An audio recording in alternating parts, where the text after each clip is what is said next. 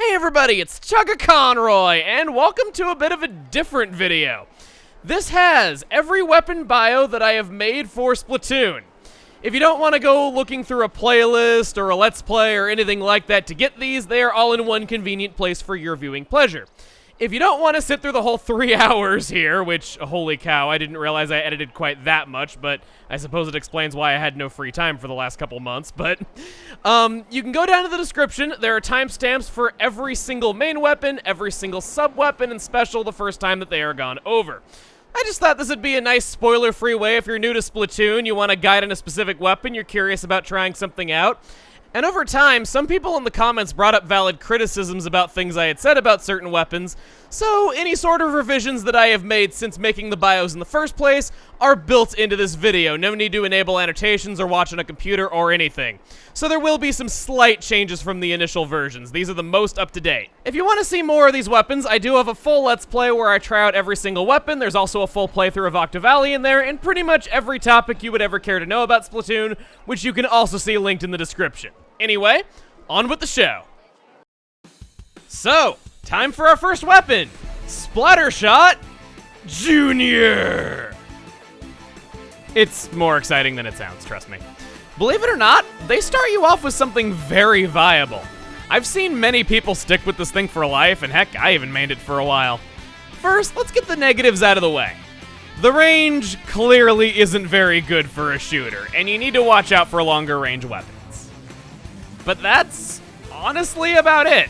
While it does have low damage, that's not a huge problem due to the fact that the rate of fire is so good and it has such a wide spread of ink that it helps it cover the ground really fast. Plus, because the damage done by each bullet is so low, the ink consumption is pretty good for what it is and it doesn't need to reload terribly often. The gun itself isn't super great at fighting as it has the unfortunate combination of low range with very low accuracy.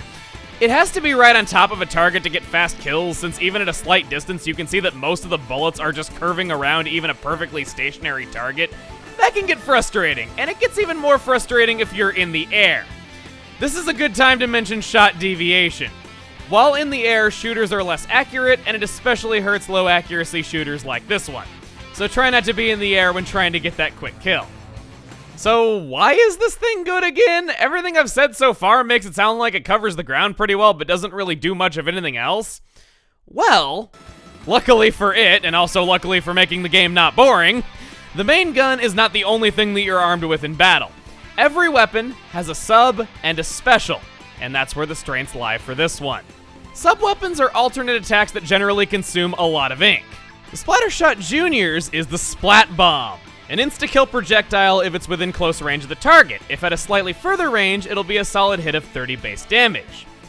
Splat bombs have all kinds of uses. The basics are that you can use them to check areas before you advance, if you're worried. You can use them to flush people out that you know are hiding behind something. You can trap players in corners, not giving them enough time to escape. You can throw a bomb behind someone and sweep fire forward to get an easy kill. Or, in the case of the Splattershot Junior especially, you can use them to pressure enemies over a greater distance than your normally limited range. There's all kinds of uses for splat bombs, and we'll be seeing more of them as we get to more weapons that have them, but those are some basics and some ways that you can use them with the Splattershot Junior specifically. As for specials, those are powerful effects that can only be activated after inking a certain amount of turf indicated in the upper right corner. Upon using one, no matter which one it is, your ink supply will instantly refill. The Splattershot Junior special is Bubbler. It grants invincibility both to yourself and nearby teammates for 4.5 seconds. However, it is still affected by knockback, so I wouldn't exactly suggest rushing something head-on with it if it outranges you. It's commonly used to accomplish things you otherwise couldn't, such as 2v1s or as just a simple lifeline, which is the perfect special for getting players used to the controls and the mechanics. I love this thing. Due to the Splattershot Junior rarely needing to reload, its spread covering the ground super well, and the good firing rate, it's so well complemented by something like a Bubbler simply because it's going to get it all the time. It's viable if only for that reason. It's just such a good combination. So that's the main gun, that's the special, that's the sub, that's the synergy they have together. That's a lot of S's, but anyway. I want to move on to equipment recommendations. Since it's not possible to predict what your equipment is going to give you whenever the slots are rolled and it is partially luck-based, I'm not going to suggest any outright builds simply because I can't predict what every player in the world is going to have. So instead, whenever we get to this, I'll just be recommending abilities that especially help that particular weapon. So that's what you see here, I guess? Don't know what else I can say about it. But at the end of every weapon bio, there's also going to be this, revisions. As of the time of making this video, Splatoon is on version 2.12.0. It's unlikely that any more balancing patches will ever be released, but just in case, you'll be able to turn on the annotations here to see any changes should any of them ever be made. Also, if I happen to be wrong about something, this is where I will stick that. I'm gonna warn you right now, this is probably gonna be the longest bio in the entire series. The reason for that is actually a couple of reasons. This is the first instance of a weapon having multiple kits. That is, the same main gun, but with a different sub-weapon and a different special, allowing for different styles of fighting. Yeah, the Splattershot Junior has one of these as well, but we're saving it for later for reasons that you will see, well, later. The Splattershot has not 2 different kits like most weapons do, but 3, and they're all actually pretty darn good. 2 of them especially you're going to be seeing in play a lot. So I wanted to give them all the time and attention that they deserve. They managed to all be great weapons in their own right. Why? Well, the Splattershot is a very balanced, easy-to-use weapon that most beginners can get to the basics effortlessly. There's almost no map that it can't play at least decently on because it's so average. Compared to the Junior, it has better range, better damage, and better shot accuracy, but at a slight cost of firing rate, spread, and ink economy. The hero shot at level 1 that you're using in story mode is the exact same weapon as the Splattershot. So if you've been playing single player and you're a little bit intimidated to go into versus, you already know how to use this and you have nothing to lose for at least trying. This weapon is really what you make it. It can be offensive, allowing for fast advancement, overwhelming an enemy by moving toward them quickly if you're smart with strafing, or if you prefer a more defensive approach, you can get within firing range before being noticed, and few weapons that can reach you will be able to outpace the Splattershot's damage rate. Speaking of the firing rate and the range, this is a particularly good weapon at stopping Krak-Ons from getting close as they can't move toward connecting shots. The sub-weapon on this set is the Burst Bomb, first time seeing this one. This is a weaker splat bomb that instead of detonating about a second later, will detonate on contact and it consumes less ink to use. It takes 2 direct hits for a burst bomb to splat opponents at full health, whereas indirect hits will do anywhere from 25 to 35 base damage, depending on how close the bursts were to the target. They have many, many uses, and these things are amazing. They can flush out an enemy, they can damage someone to stick them in ink before a follow-up attack, they can check to see if enemies are hiding nearby before advancing around a corner, they can finish someone off after revealing their location, filling in small patches of ink in turf wars as you swim by and don't have anything else to do. You can quickly ink walls and climb up them, quick getaways, easy maneuverability. This is widely considered to be one of the best subs there is, and there was even a time before this thing received a bunch of nerfs where it was often argued that for a weapon to be viable in high-level play, it had to have burst bombs. I never personally agreed with that, but it was an opinion that you saw quite a bit, and for good reason. And it gets even better when the special is Burst Bomb Rush. This gives unlimited use of burst bombs for 6 seconds of base time. With no special duration upused, this grants as many as 16 free burst bombs per use. This special has only one major downside that I'd watch out for.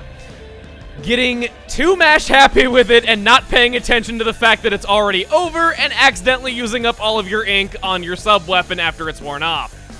Trust me, I have had many easily avoidable deaths happen to me because I didn't realize my bomb rush was over and was still mashing the button and had nothing to defend myself with when somebody shot me. Another nice tip with throwing burst bombs to ink a lot of turf really fast is to jump when throwing to get some extra distance. Can also help with hitting enemies, as with any attack, it has more range whenever you're jumping.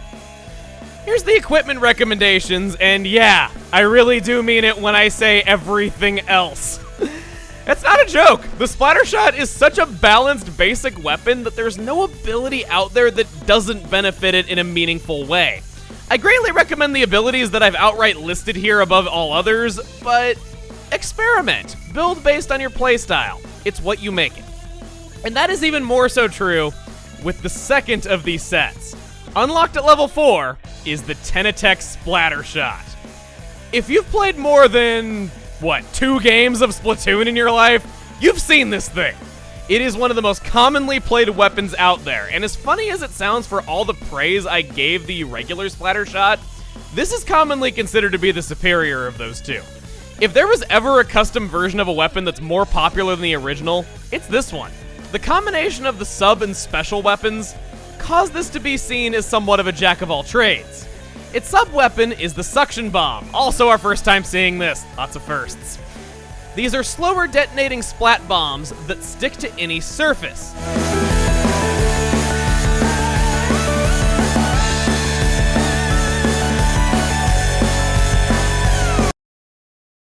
Except for, water.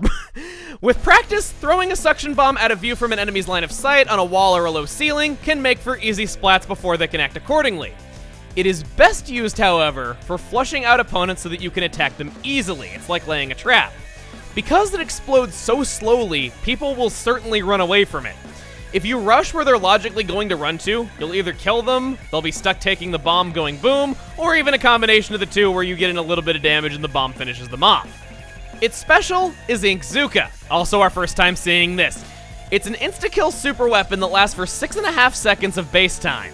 In addition, it has the second best range of any shooting attack in the game, and its shots travel over walls, making it ideal for taking out snipers, opponents on higher ground that are far away, or just creating long lines of ink for your allies to swim through. When using it, be mindful of a few debuffs that it gives you. You have greatly decreased run speed while you're holding it, it has a slow firing rate, and it also has recoil after each shot. You can cancel this recoil by turning into a squid while in your own ink immediately after shooting it, but be mindful of it if you're going to be spamming. There's also the fact that the pillars it shoots travel straight, meaning that shooting from higher ground can cause it to travel over enemies' heads. Think of it like a real tornado. You'd want to be under it to avoid being ripped to shreds. Of course, even though this is insta-kill, I wouldn't recommend activating it in close combat simply because a missed shot is probably going to spell certain death due to the slow rate of fire. And I am going to divert into a biology lesson. Trees are a squid's natural-born enemy. Not any sort of animal that eats squids, which I don't actually know what any of them are, but seriously, do not fire the Inkzooka under a tree. If an enemy is close enough to a wall opposite to the shots, including splash walls, it's also possible for them to avoid your Inkzooka completely. Talking about the Tentatek Splattershot as a complete package, you got good damage, decent range, above average firing rate, bombs, decent turfing capabilities, and a special that outranges almost everything in the game. Pretty much every offensive attack in the game is there in at least some capacity, and there's no map that it feels outright useless in. A good Tentatek player can regain a team's losing control of the map. Its only real weak point is the fact that it has heavy special depletion, so when it dies, it'll lose a lot more of its special gauge than, a weapon with normal special depletion. I think you understand the terminology there. Heck, they practically invented the special depletion stat as a way of giving the Tentatek at least something to be bad at. Seriously, this thing is very good. Completing the trinity of amazing yet average Splattershot weapons that feel good on just about every map is the Wasabi Splattershot. This is our first example of a Sheldon's Pick weapon. These are third variants of weapons that tend to have radically different playstyles than the first two variants and are always unlocked at level 20. Has the same stats, except it has medium special depletion. Its sub is the Splat Bomb, and for once we have actually seen this before, so we can skip the intro explaining how it works. Editing those things was getting kind of tiring, so I welcome this. This explodes faster than its suction brother. Probably the name of a dirty movie? So, well-placed throws will equal splats a bit more often, whereas the suction bomb more frequently is used to manipulate enemy movement for a trap. Its special is the Ink Strike. First time going over this. It was nice while it lasted. It's a missile that rains down a torrent of ink over an area on the map.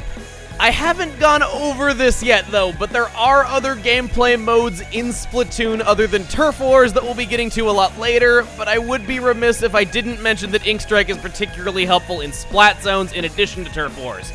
It's one of the cheapest specials to use, requiring 180 points. One of the great things about Ink Strike is just letting it fly right at the very end of the time limit in Turf Wars.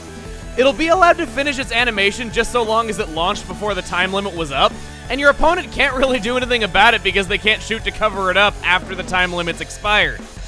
Just launch it at an area of the map that they have completely covered so you take as many points from them as possible, and this'll spell a win for you more often than you'd expect. It's great. All in all, performs very well in Splat Zones, performs very well in Turf Wars, and if there's a map that the Tentatek just isn't very good at, this is usually pretty good at those maps. There's a Splattershot for every situation. Our weapon of the day is something I am sure many people wanted me to get to. Our first roller, and the basic one that all the other rollers get compared to, the Splat Roller. These are meant for inking a lot of turf quickly. It has two methods of regular attacking: flinging ink as a ranged attack, and running over enemies without any range to speak of. You can get a little bit of extra range out of a roller if you jump out of your ink with a little bit of momentum at the cost of some accuracy. You'll see expert players doing this a lot as they have that sweet spot nailed down, and it can get very annoying. While the Splat Roller actually has pretty decent range, comparable to the regular Splattershot, its key weakness in battle is its slow firing rate. A fling has to hit dead center, or it won't do over 100 damage to get that instant kill. If it's a swing and a miss, you're unlikely to get a second chance. Maps that require wall climbing to get around are difficult for this set. There's multiple ways to play a Splat Roller. You can be stealthy or as support for another player, but one thing it rings true no matter how you play it. Try not to go alone near more than one enemy. Unless you've been very, very stealthy, the slow rate of attack is unlikely to give enough time to beat multiple targets unless you are very practiced. Its special depletion is light. Sub is the Suction Bomb, can be used as ways to avoid direct combat or for flushing someone out, of course. And its special is something new, the Killer Whale. This is Splatoon's Mega Killer Laser of Death. It travels through walls, has infinite range. Yeah, seriously, travels the entire map no matter how big it is. And it wrecks anyone in its path with little to no hope of survival. However, it doesn't cover any turf. Unless, of course, we're counting the squid guts of anyone unfortunate enough to run into it. When activated, it must be aimed before it will fire, and even then, firing it has a little bit of a delay. The process of activating, aiming, and firing takes about 2 seconds at minimum before there's any damage done. Use it early and not when someone is rushing toward you. It's best to take out snipers from a great distance, on pathways the enemy has to go through in order to accomplish their goal, or just on narrow pathways that'll help push the objective of the mode. So, don't be sad if it doesn't score a kill, or don't wail. Even if it doesn't end up splatting enemies due to its long startup, it can be useful in driving them away or creating an opening for your team. As long as you've pushed the objective, that can be important too. As for the wrong ways to use it, you can accidentally point it at the ground and waste it. I might have done this before. Might. In conclusion for this set, I will say that between the roller flick killing in one hit, the suction bomb having a delayed explosion, and the killer whale, well, being the killer whale, this set lets you be a really awful dick to anyone trying to use super jump on the other team. Anyway, during the equipment recommendations, I want to acknowledge the elephant in the room, or rather the elephant that is absent from the room. The fact that I'm not recommending run speed up, as I'm sure a lot of first timers would think naturally, you'd want run speed up to make your roll speed faster. Run speed up does not affect the roll on rollers, since that would cause one of its attacking moves to become much stronger. So if you choose to run it, pun was not intended, but now I'm happy that I did, be warned that it only affects strafing between flicks and not while you are rolling. As such, I don't recommend it much. Second, unlocked at level 7, another custom weapon that is very popular, Krak-On Splat Roller. Only difference from the regular Splat Roller are in the sub and special, which starts us off with a very unique sub weapon, the Squid Beacon. This creates a one-use super jump point for the entire team. You can place a maximum of 3 of them at a time per player that has squid beacons.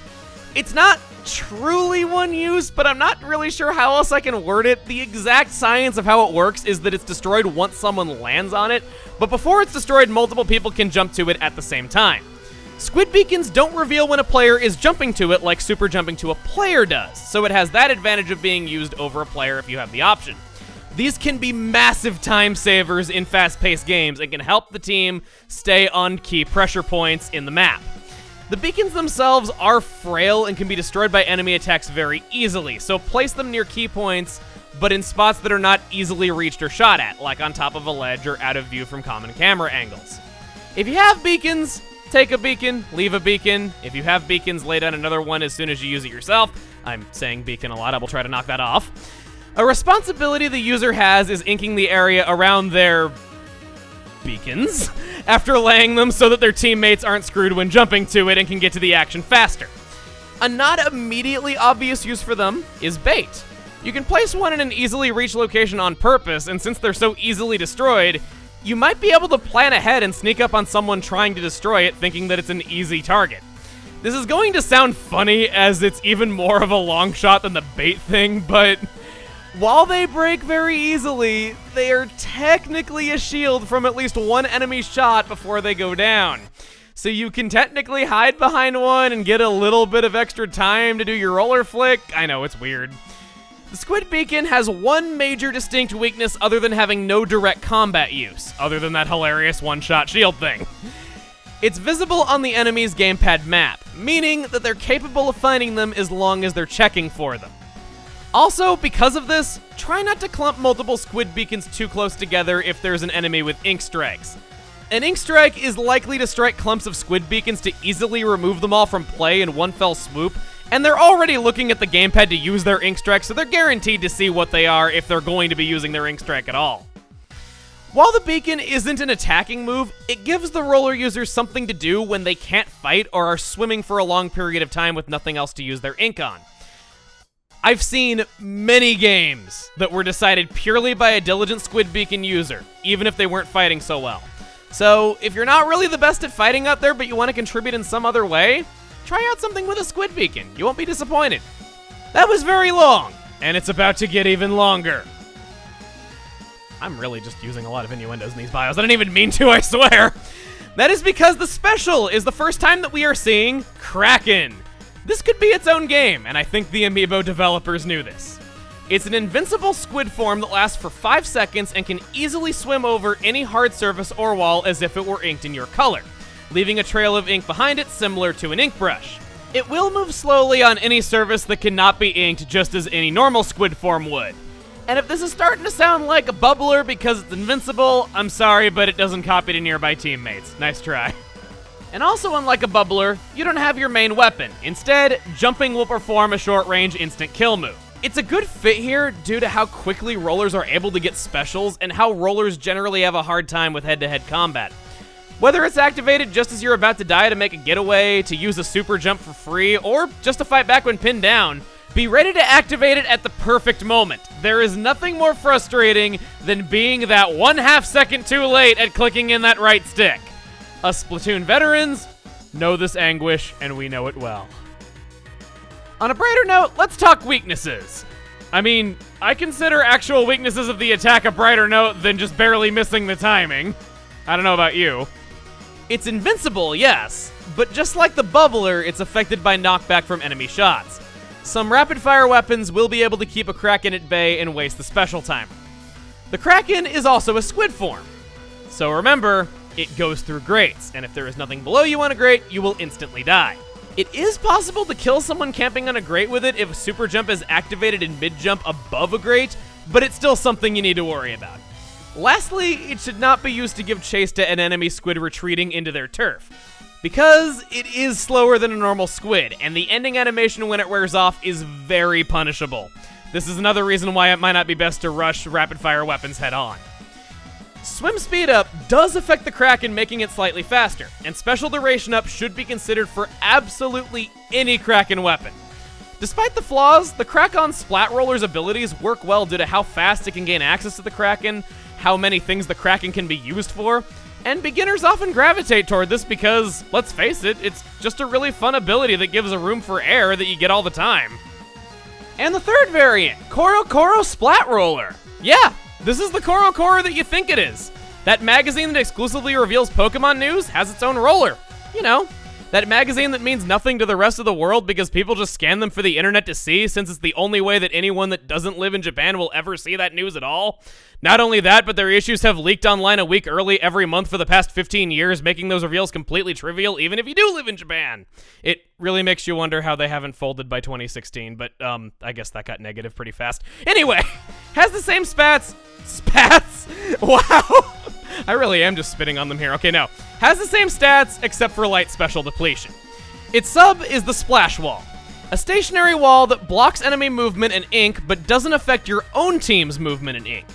In narrow hallways and in one-on-one fights, these can give a great edge, effectively halting enemy advancement. A risky alternative use for this is to throw a splash wall into an enemy's path while they're swimming. It does a respectable 60 base damage to any enemy that touches it, allowing for an easy one-shot finish after it's hit them. Also note, if a splash wall lands directly on someone's head, it's a one-hit KO. This thing is a guillotine. If you're curious, it does 500 damage on the big balloons in training mode. Yeah, it's that certain. The splash wall lasts roughly 7 seconds under normal circumstances, but it will deplete faster if an enemy is firing at it. The remaining time until it stops functioning can be viewed inside of its ink tube on the main pillar. Splash Wall is also one of the few moves in the game that have ink recovery lag. You'll be unable to begin recovering ink for about 1 second after throwing it. An important thing to remember when playing Splash Wall is that any enemy bomb that collides with it will instantly explode. It can even hit through the splash wall if you're standing too close. Also, don't think about putting a splash wall on the edge of a cliff hoping it'll run all the way down to the ground. I too was very disappointed upon trying this. As for how this works on a Splat Roller, this is a very unorthodox sub for what it is, and honestly, kind of a pretty bad first weapon to talk about what makes the splash wall good, but let's try. Unlike other weapons that use it to shoot from behind, the rate of fire and range of a Splat Roller doesn't make very good use of that, especially for more stealthy players that usually just attack away.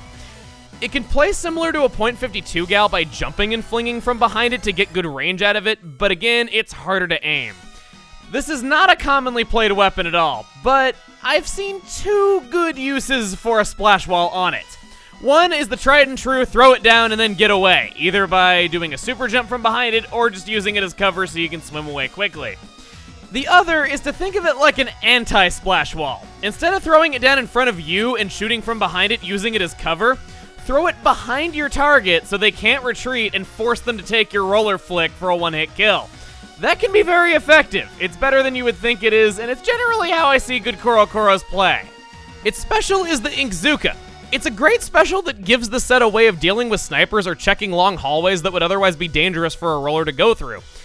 Remember that you have unlimited ink during a special. The splash wall has excellent synergy with the Inkzuka, giving you cover anytime, anywhere to use your Inkzuka from behind. It allows it to be a lot more aggressive in addition to dealing with snipers. This set honestly isn't really all that special, but it does at least try something different. Not many rollers can say they have an easy way at fighting back at long range.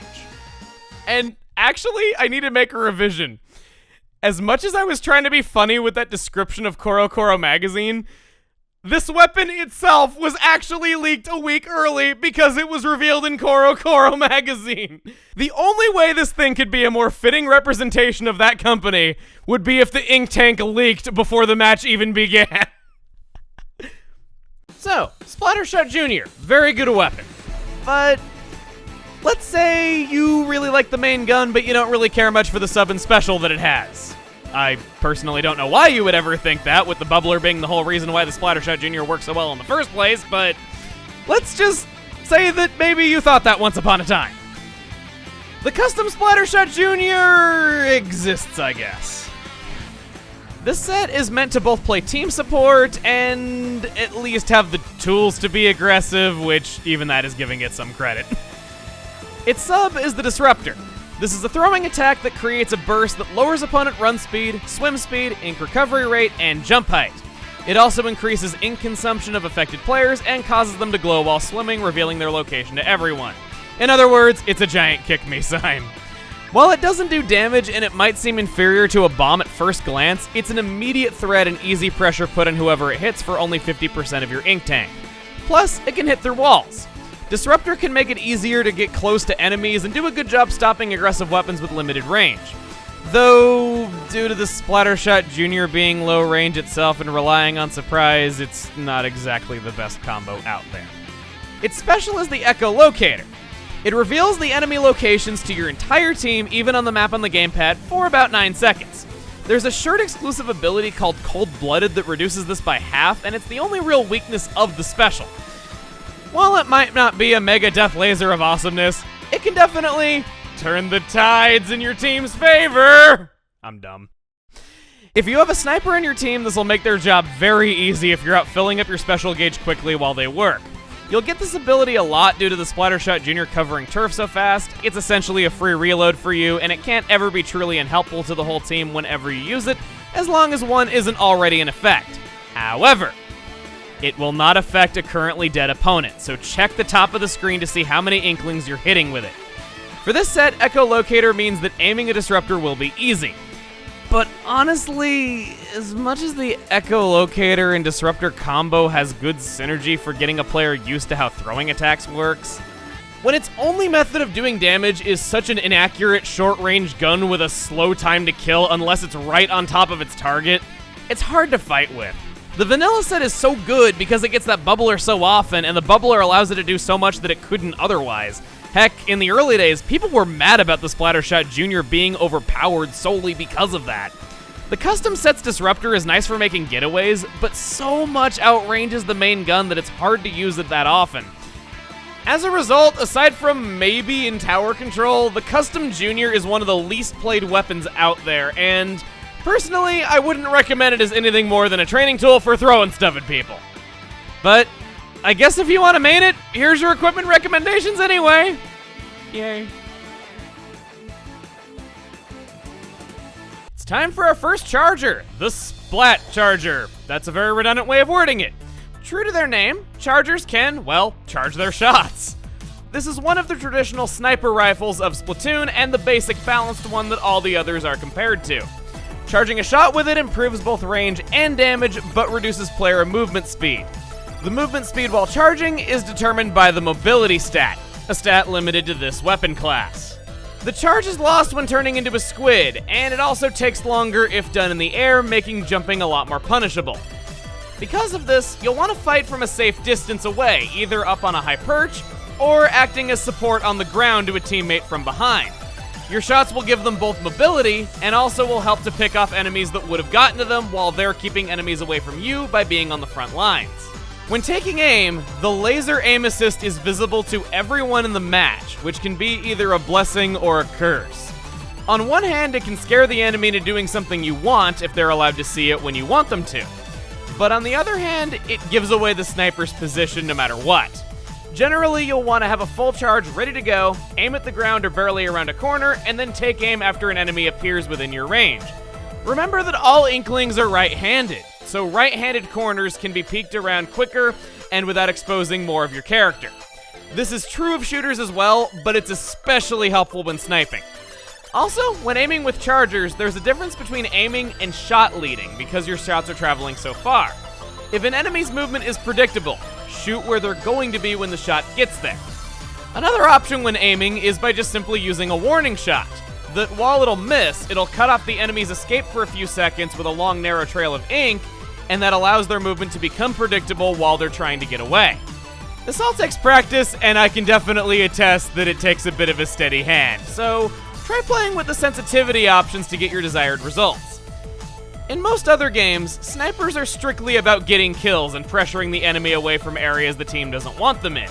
And that might be true here, but Splatoon is not any other game. They also create long, narrow pathways, making them surprisingly helpful in the way of covering turf and getting the team to the battle quickly at the start of the match. It also helps lone wolf snipers in preparing an escape route ahead of time if it's necessary to retreat later on. Another angle to think about sniping from that's unique to Splatoon is that you're usually dying the least due to being so far from the action. This makes you the beacon that everyone wants to jump to so they can get back into the action quickly. Maintaining survival when the team is falling is key to playing the role well and keeping the team in the game. This is especially true in Ranked, where it's not uncommon for the sniper to be the last one alive in a lot of situations, and your death would be the difference in the other team being able to push the objective because it's going to take your team so long to get back to the action. Now, before we get to subs and specials and equipment and all that other stuff I talk about, we can't go over the Splat Charger without also mentioning Splatter Scope. Some snipers will have a scope variant, which have very slightly higher range, slightly lower mobility, and limit visibility to first-person mode when aiming. This means that there are occasional shots technically only possible with the scope variant. It is preference, but in higher level play you're generally going to see the scope version a lot more often, simply because an experienced player is going to know the shots that are possible with a scope and the shots that are not possible without a scope, and use that to their advantage. Because of that, the Splatter Scope is often seen as a counter to the Splat Charger. They also have the same subs, same specials, and even the same special depletion. Since they're essentially the same weapon, I don't think it makes sense to talk about them separately, so anytime there's an instance of this, which there's only actually one more of, I'm going to just be treating them as the same weapon. The sub-weapon on the Splat Charger and Splatter Scope is the Splat Bombs, just because we love redundancy that much. These make up for the lack of short-range play on the main weapon and are a safer way of attacking due to the main weapon's laser not appearing while aiming a bomb. A good way to support the team is to duck into your ink from up on a perch, throw a bomb, duck back in, and reload. This pressures and traps enemies without giving away your position. Bombs can also be thrown straight down, should you need help with a quick getaway, or if you just want to bring someone down with you who's gonna get the kill. The special is Splat Bomb Rush. Even though we've already seen a bomb rush for the burst bombs, it's the first time we're seeing it for the splat bombs, and it actually does differ quite a bit. It lets the user throw unlimited splat bombs for 6 seconds base time just like the other one, but in exchange for these bombs being more powerful, it only allows for a maximum of 11 bombs per use. This is both a really fun special and a really helpful one in the way of getting splats and making the enemy retreat. Though it can be easy to get carried away, not realize the special duration is over, and accidentally use up the ink in your tank by throwing one bomb too many. I might have done this. Once again, might. Despite what one might expect at first glance, since the turf coverage isn't too bad on the main weapon and splat bombs themselves are also going to grant points, your special will come up at least a couple times per game if played well. The set is very well rounded, and those who like the traditional sniper class in other games are likely to get into this, especially on turf wars and in splat zones.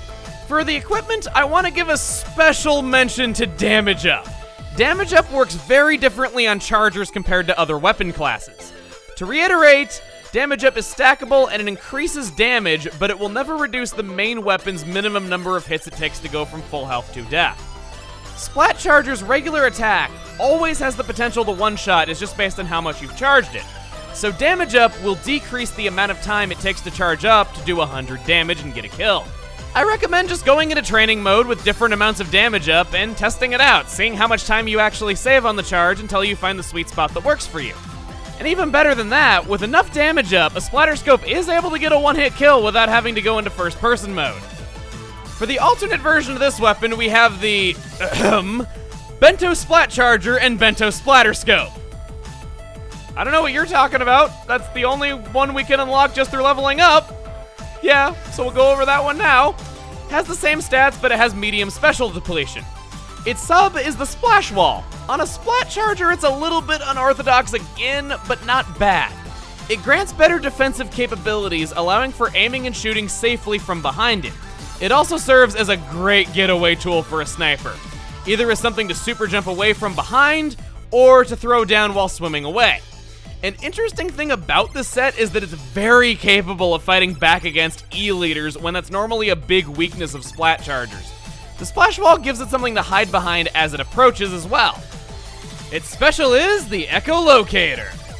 In addition to helping the entire team and making your life of aiming and shooting at people a lot easier, oftentimes when people are tagged and they know that there's a sniper nearby, they'll just kind of lay low and hide until it wears off. This is predictable because as soon as it wears off, if you know where their location is, you're likely to know where they're going to try moving next. Use this to your advantage and pick them off. If you want to try playing a sniper, but you're not that good at it, this is a great weapon to train with. The Splash Wall gives you a bit of a lifeline, allows you to make a bit more mistakes, allows you to aim and shoot from a bit closer up. The Echolocator is just all around a good training tool and helps the team in general. If you're running Damage Up and Tenacity, this is an excellent weapon. And yeah, I do see people play it in high level play, so I'm not going to recommend it only as a training tool, but it does a damn good job as a training tool. So, no charging, no rolling, no any of that crap. We're back to a good old-fashioned gun with the .52 Gal. This is a heavier shooter than what we've seen so far. By that, I mean it weighs down the run speed a little bit more, but packs a serious punch. In fact, it even outranges the Splattershot by a little bit. This is one of my favorite shooter weapons. It splats in only 2 hits, assuming that the enemy has no defense modifiers, of course. Make your shots count, because it can only fire so often, but if the 2 bullets manage to land in perfect succession, the damage is so good that the .52 Gal is tied for having the fastest time to splat of any weapon. Make sure that you fire at just the right moment, cause as obvious as a tip as that sounds, it's very easy in Splatoon to feel like you should always be holding down the fire button to cover the ground. If you're always holding down the fire button with something longer range like this, you're gonna be telegraphing your movements from around corners, letting people know where you are really easily. It's easy to forget if you're used to playing shorter range, more rapid fire weapons. And on top of that, since it has a lower movement speed and a lower fire rate, it does also have the weakness of not covering all that much turf compared to other shooter weapons that are shorter range. This results in fewer specials earned, but the weapon is mostly meant to fight from optimal range and get those 2 bullets for a quick kill. All around, it's a solid shooter. Its sub-weapon is the Splash Wall, and I've been waiting to talk about this because finally we have a traditional weapon that uses the Splash Wall in the way that you would expect. This is why I like the set of the standard .52 Gal so much. Because of its low rate of fire and each shot needing to count, this sub can buy precious time and allow for more aggressive play. It lets you advance on more long-range weapons and hit them with your quick 2-hit kill. It allows you to trap enemies, allows you to block a narrow hallway and then just be ready to fire on whichever way they're gonna go if you see them moving away. It's just all around really good and complements it so well. Also helps to make quick getaways, as always. I love the combination. And it gets even better when its special is Killer Whale. It might seem a little bit redundant that we have 3 different parts of the same set that are all good at playing narrow hallways, but it's darn good at doing that. A Splash Wall buys time to lay down a Killer Whale in situations not otherwise possible, plus the combination of Splash Wall and Killer Whale is downright formidable in ranked battles. In tower control, you can do a well-placed Splash Wall in the tower's path to force enemies off it. You can launch a Killer Whale at whatever goal the enemy is trying to achieve in any ranked battle. It's just all around a really good set. And now that we have all 3 parts, one of the things that makes this set so popular is that the .52 Gal is a great counter to other shooters, especially the vanilla Splattershots that are very balanced and have few weaknesses. The main reasons being is that it outranges all those common shooters, and there's not really a whole lot they can do about you killing them so fast over a great distance. You have the Splash Wall that affords you mistakes where it doesn't allow them mistakes. The Killer Whale lets you manipulate where they're moving in addition to the Splash Wall already allowing you to manipulate where they can move. It's just all around a really good set for countering the Tentatek Splattershot among other ones. In the way of equipment, I'm going to, once again, give special mention to damage up. The .52 Gal, true to its name, does exactly 52 damage. Because of that, you want damage up on your set to counter any defense up, because just about any defense up will turn your 2-hit kill into a 3-hit kill. In fact, most any equipment that isn't special duration up will help this set in a meaningful way. Again, it's very good in a lot of situations. It's seldom that it's not helped by at least something adjusted to your own playstyle. A bit of a fun fact is that in the beta version of Splatoon, this weapon was called the 5.2 Gallon, and instead of the Killer Whale, it had an Ink Strike as its special. Yeah. There are some weapons in this game that have the same combo, such as Jet Squelcher and Range Blaster, but yeah, it was originally a different playstyle. Next up is the more fabulous, glittery cousin of the .52 Gal, the .52 Gal Deco. It is the exact same gun, though special depletion is light. It's been watching its figure. Its sub-weapon is the Seeker. Our first time seeing these, and actually one of our last times seeing these. This is a rare sub-weapon that hardly any kits have, so if you see a Seeker on a set, it might be worth running just so you can have that sub-weapon if you like it that much. Seekers will travel forward after you launch them, and they will leave a trail of ink behind them. They work in one of 2 ways, either traveling in a straight line in front of the user if there are no enemies nearby, or the Seeker will careen toward a target, hence the name Seeker. Holding the R button allows the user to see which enemy it'll lock onto before you deploy it, though only kid forms can be targeted. Like with any bomb, a direct hit will be a 1-hit kill. But indirect hits, oddly enough, do anywhere from 20 to 80 damage. Why does it have such a big damage range? I have no idea. In terms of combat uses, they are great if used on enemies from behind when they don't have a clear escape route and won't see it coming right away. If you like to trap people with bombs, like I do, they're excellent at overwhelming the enemy because they give them something else to worry about on top of you shooting at them.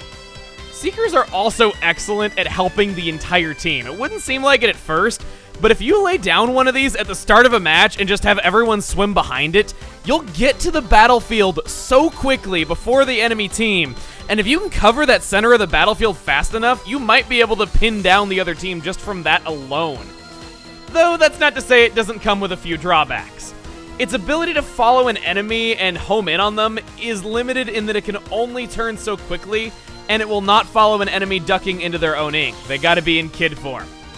It's also possible for enemies to jump over it, though this is a little hard to do in latency during online play.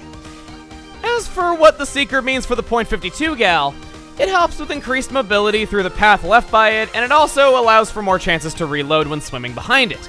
In addition, very helpful tip with the Seeker is that it splashes ink behind it as it moves. So if squids swim close to it, it effectively cloaks the splashes made from swimming at full speed, further helping the mobility.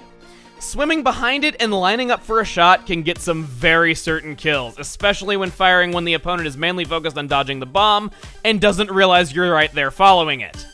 It's also useful in fake-outs, making them think you threw a bomb and then ran when really you're swimming behind it. The special on the deco is, well, Ink Strike. Remember that beta .52 Gal that never saw the light of day that I talked about like a minute and 20 seconds ago? Well, they chopped it in half and here's the other half. As always, when a match is about to end, charge up the Ink Strike and launch it at all costs. It'll do far more to help in turf wars in those last seconds than just killing a couple members of the enemy team with it. It can be used to advance through areas they have locked down, it can be used to pressure a sniper so you can get past enemy lines. It's the Ink Strike, we've been over this before. On to the equipment, the big new recommendation here that was not on the original is Special Charge Up. Remember that the Ink Strike is a bit more expensive than the Killer Whale. And the .52 Gal, as you know, isn't very good at covering the ground and getting lots of points for its special super quickly. This can help that Ink Strike go off more often. Overall, .52 Gals will be showing up a lot in your games. They're seen a lot in high-level play too, and I'd say that the standard set is good at just about every mode, while the deco is probably best suited for turf wars and Rainmaker. The N-Zap is another weapon with a Sheldon's Pick variant, having 3 total sets. The first of which is unlocked at level 5, the N-Zap 85.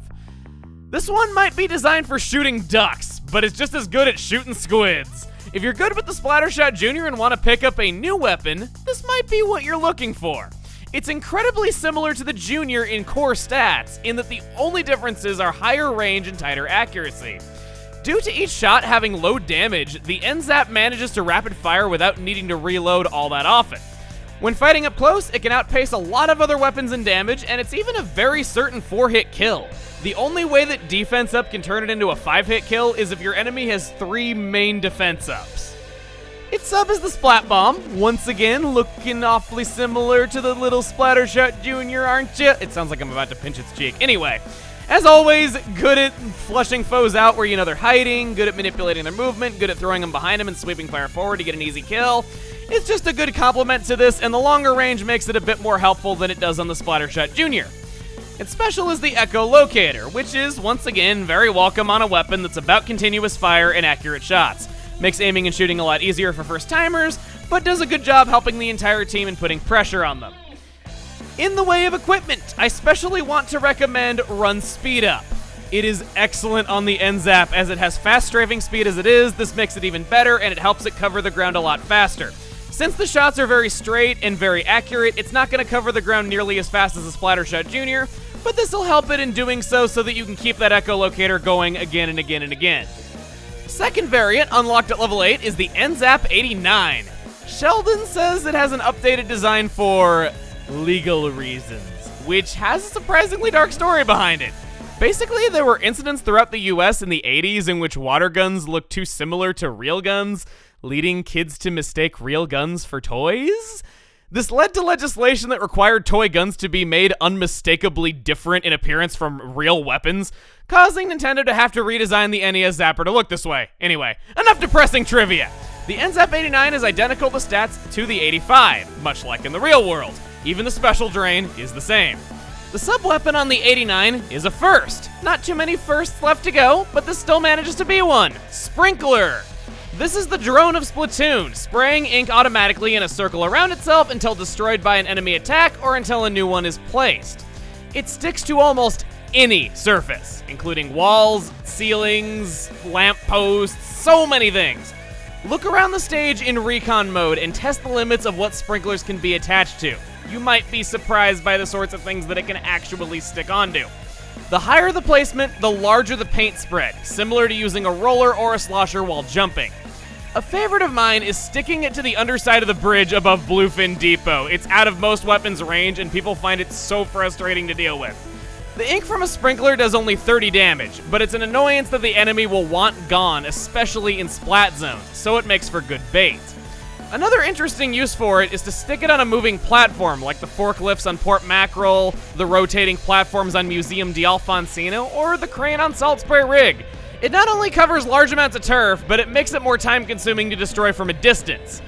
Similar to the squid beacon, it takes a short time to destroy and can be used as a very, very short-term shield, though it does take a bit to activate.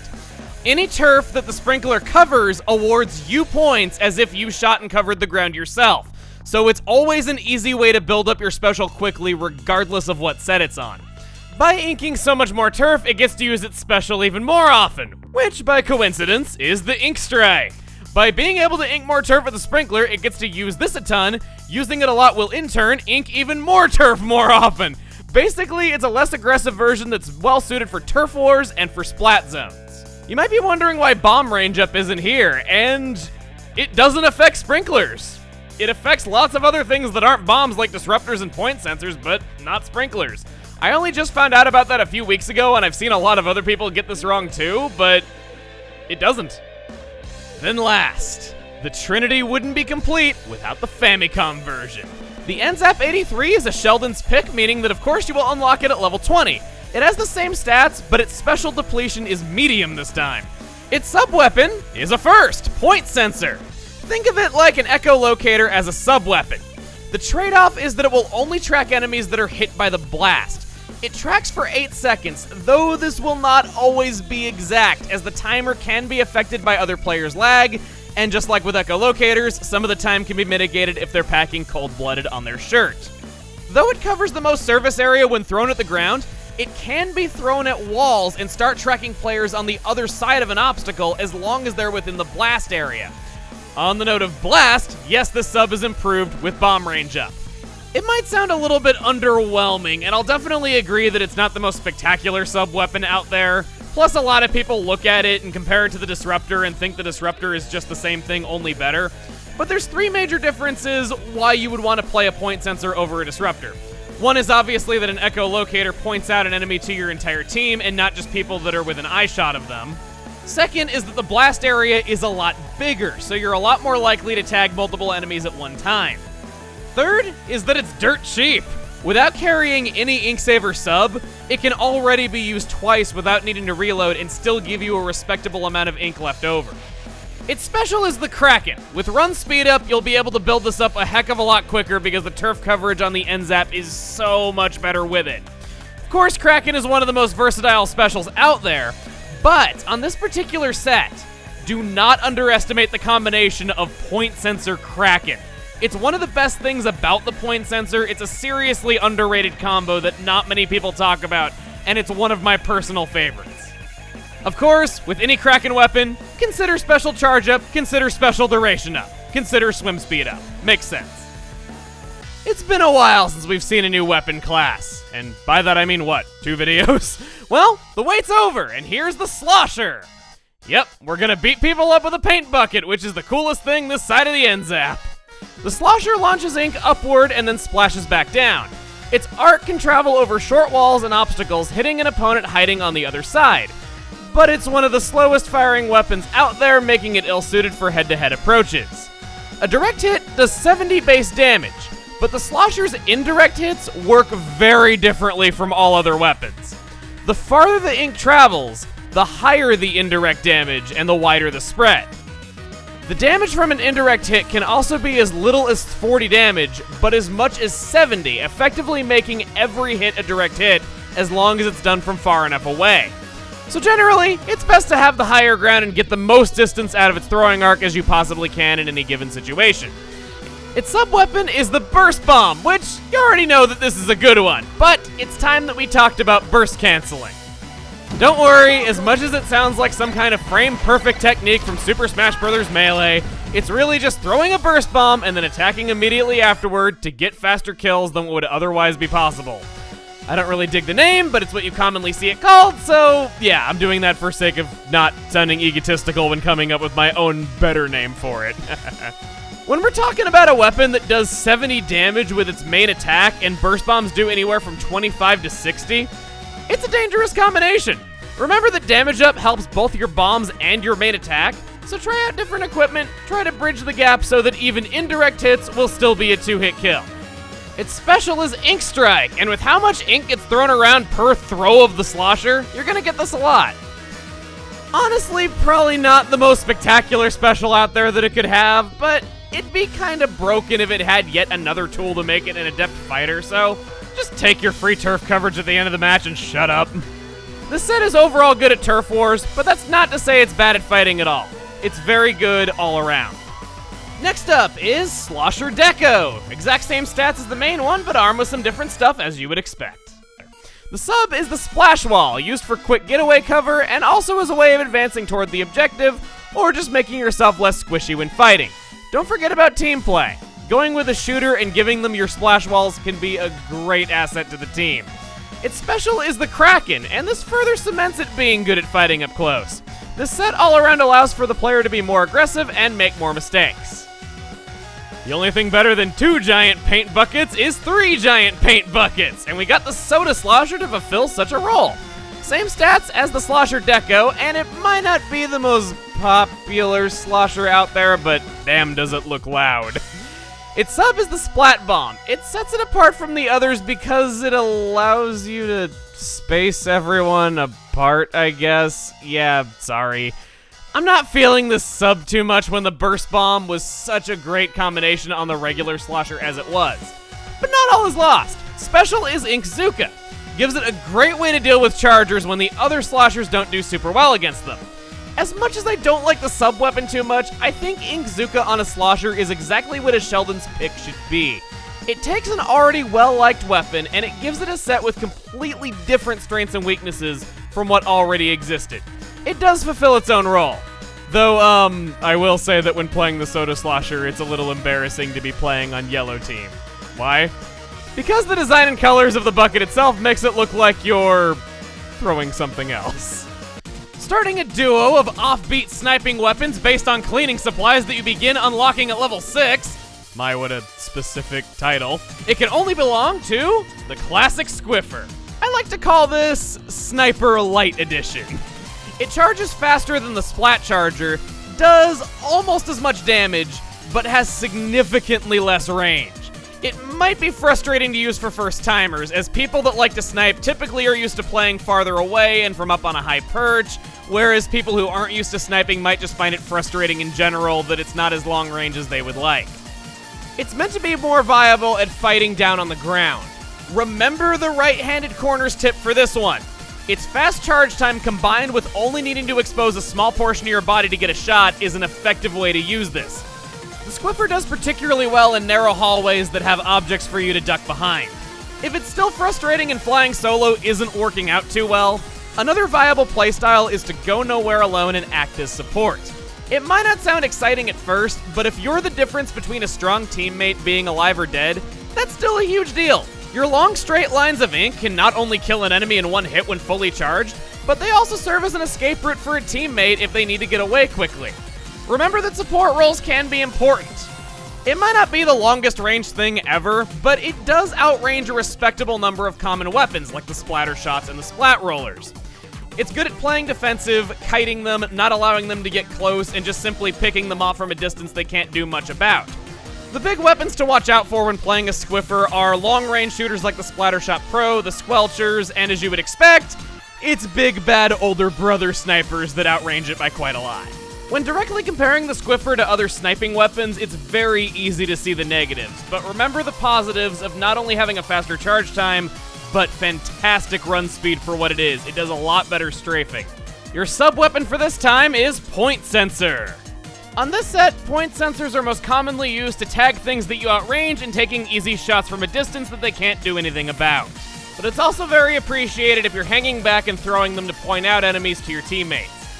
Its special is the Bubbler, further aiding the Squiffer at playing closer than other sniping weapons, can be used as a panic button, and of course, once again, does a good job playing team support.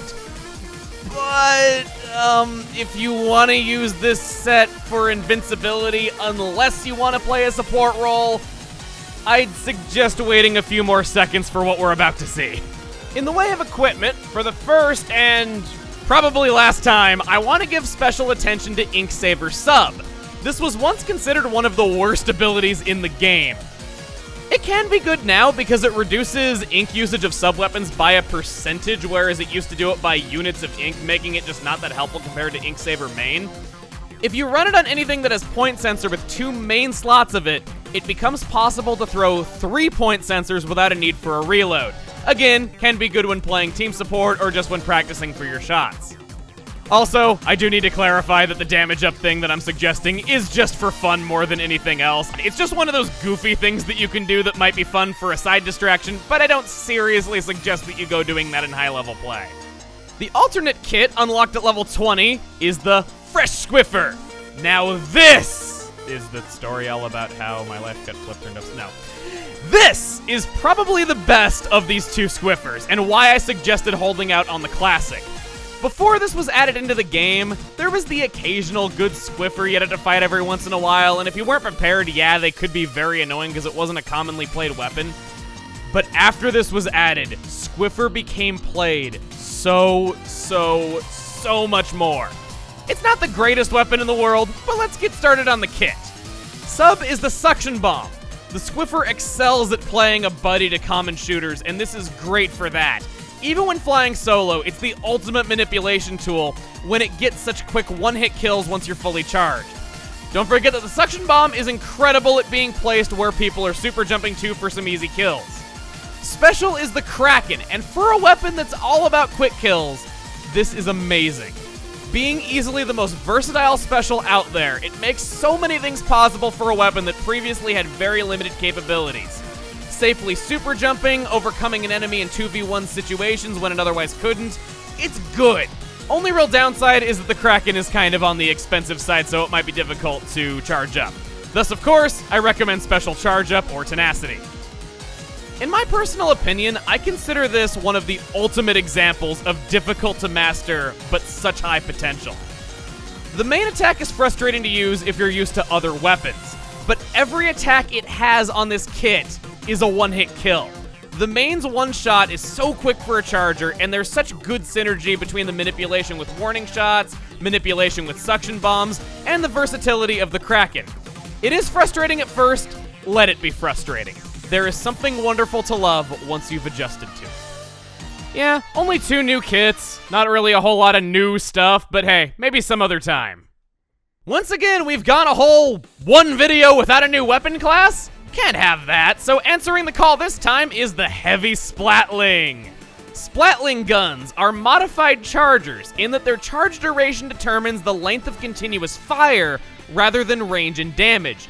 Most rules that apply to chargers will also apply here, such as charges being slower while jumping and wanting to aim your shots high because they're very long range. But the big difference that sets this apart and makes it its own weapon class, other than charging continuous fire instead of just one big shot, is that Splatlings have constant range no matter how long their charge has gone on for. Partial charges are instrumental to playing this weapon, and close combat is more viable here than it is for snipers. The Heavy Splatling has ludicrously high firing rate and some of the best range of any non-charger. In fact, it outranges every single shooter out there. Another big difference is that the laser aim assist on chargers is not present here whatsoever. You don't need to worry about your enemy being able to see that, even though you have huge range. True to its name, it weighs down the user a lot in terms of movement speed. In terms of damage, all Splatlings have equal damage to the Splattershot Junior, so it takes anywhere from 4 to 5 hits to splat, depending on your enemy's defense. Because of this, don't always wait for a 100% charge. If you're stuck at close range, charging even 1/4 of the maximum can be enough to take out an enemy.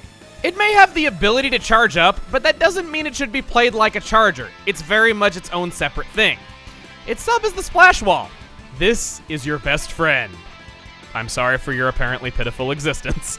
Use this a lot in narrow hallways or when forced to fight up close. It buys more than enough time for a sufficient charge even when it's being shot at. Special is Ink Strike. In addition to the more basic uses, it can flush out potential targets from a really good distance and force them to fight you when a splash wall is already prepared.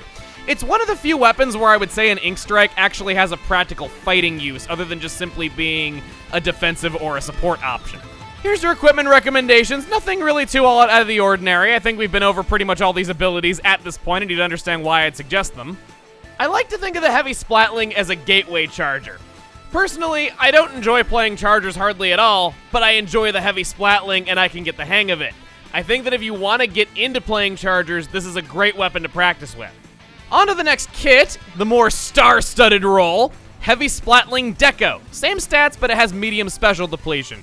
Sub is the point sensor. Coupled with the long range and incomplete charges still being enough to kill, this is one of the best sets to have point sensors. Its special is the Krak-On.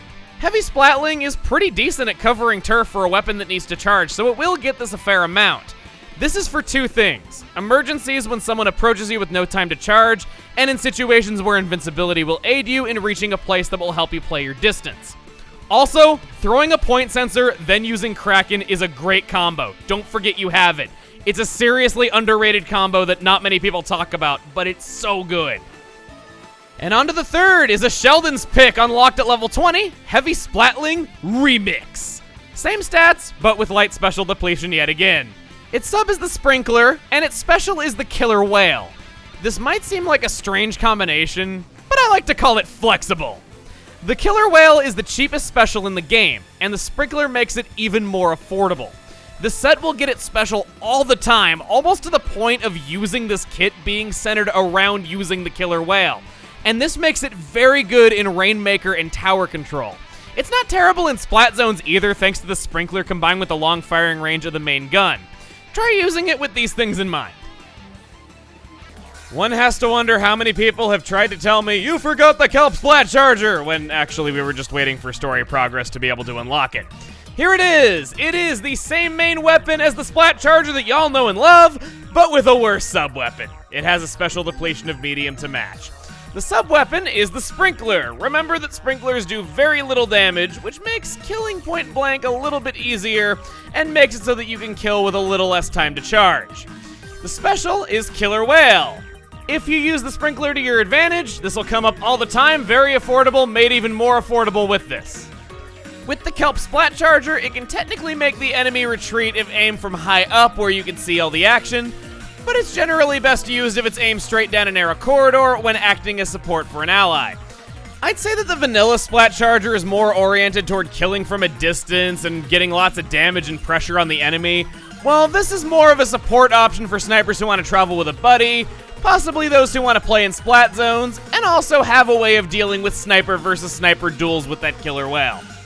For equipment, of course damage up, of course run speed up, it is a charger after all, but do not forget about tenacity, which is good on pretty much any charger anyway, so why would you forget that? But here it's especially important, because the Killer Whale is dirt cheap to be able to afford, and with tenacity with its usual usage on a charger, it's going to come up almost constantly. You want this.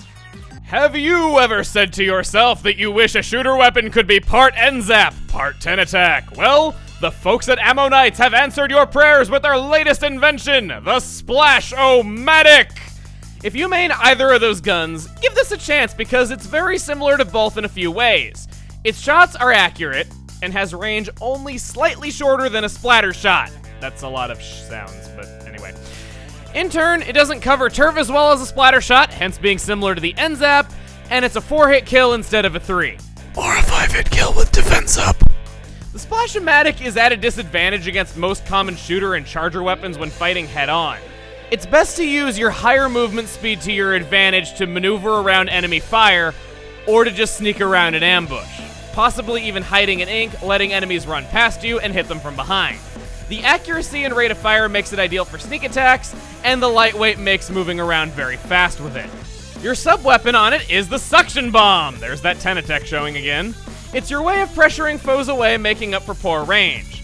It is worth mentioning, if you're a fan of short-range rapid-fire weapons, that no Aerospray kit has this particular type of bomb.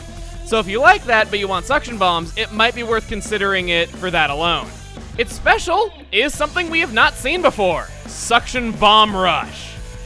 It is identical to Splat Bomb Rush, but as you would expect, with suction bombs. The count of bombs that can be thrown with a single use is the same at 11.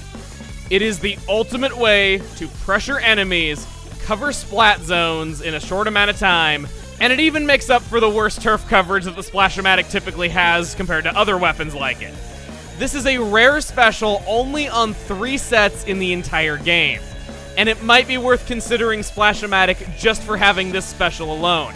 In times past, this may have been the best weapon for splat zones in the game solely because of its special, as it was one of only 2 weapons to have it back then, and the other one was, well, in a lot of people's opinion, kind of a joke. I'm just gonna come out and say it, in my humble opinion, this is the best special in the game. I really mean it. It is so much pressure applied in such a short amount of time, and it regains losing control of a map in an instant. Assuming you don't get interrupted, it puts immediate pressure on the other team even if they think they got you pinned down, and it turns the tides back in your favor very nicely. For equipment recommendations, honestly, with most regular shooters, most anything works, but here's some examples of why you would want some of these abilities. The alternate kit is the Splosh-o-matic 2000! I wish it was called that. No, it's called Neo Splosh-o-matic. Such a missed opportunity. Has completely identical stats, and its sub-weapon is the Burst Bomb. Immediate pressure can be used multiple times in rapid succession, but remember that even though the Splosh-o-matic does not benefit from burst canceling, a well-placed burst bomb can slow down an enemy's movement speed, letting you line up for an easy shot, or you can throw a burst bomb at somebody who has gotten out of your range and is retreating after they've been hit by a couple of bullets. Its special weapon is the Inkzooka, and yeah, it's your ticket to getting past snipers, but when using its special, you could say the Neo Splosh-o-matic is a bit of a special case. Remember that you have unlimited ink during a special, and that sub-weapons are still available while you're using Inkzooka. It's one of the very few weapons in the game that is not easily punished after firing its Inkzooka.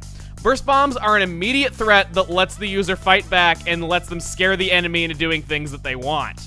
It's a kind of experience that's unique to the Neo Splosh-o-matic, and just like with the vanilla set, that might be your reason for wanting to play this all on its own. Yeah, kinda cool that both sets are like that. Our weapon of the day is something that I would say is more interesting than it is, well, good. Jet Squelcher is the longest range shooter there is, even outranging some chargers. As one would expect, this comes with one of the slowest firing rates out there. It's for those who want to pressure over great distances, give support to the team, and help control the center of the map by continuously covering turf, also from a safe distance. Unfortunately, at 31 base damage, it takes 4 bullets to splat at full health, which takes a long time to do with its rate of fire compared to other similarly ranged weapons in other classes. On the positive side, this is a weapon that got a pretty sizable buff. Once upon a time, its movement speed while shooting was a lot slower than it is today. But combined with the low damage and low rate of fire, the Jet Squelcher is poor in close quarters, and usually it performs best in bigger areas where it can fight from a distance. Another thing to watch out for is how hard it can be to move around sometimes, because the way its bullets come out, it makes very disconnected trails of ink compared to other stuff if you're not careful. Make sure that you stay out of other weapons' range, and possibly even use perches used by chargers. Let's get onto that, and onto the rest of the kit. Sub is the Splash Wall. It's a lifesaver when the enemy is fast approaching, or if you just simply need cover so that you can keep doing your thing shooting the main area of the map. The Jet Squelcher can work well in splat zones due to its ridiculous range, and this further helps it there by allowing it to stall for time and just keep shooting from behind it. Its special is Ink Strike. This is your friend when it comes to fighting E-Leaders, one of the greatest weaknesses of this weapon as it's one of only 2 chargers that outranges it. As per usual, it can be used to support your allies or simply just flush out a camping enemy. It also makes the Jet Squelcher ideal for splat zones. In the way of equipment, say it with me, I want to give special attention to damage up. Running 1 main or 3 subs of damage up is great. It makes the Jet Squelcher easily hit for 99.9 damage in 3 bullets.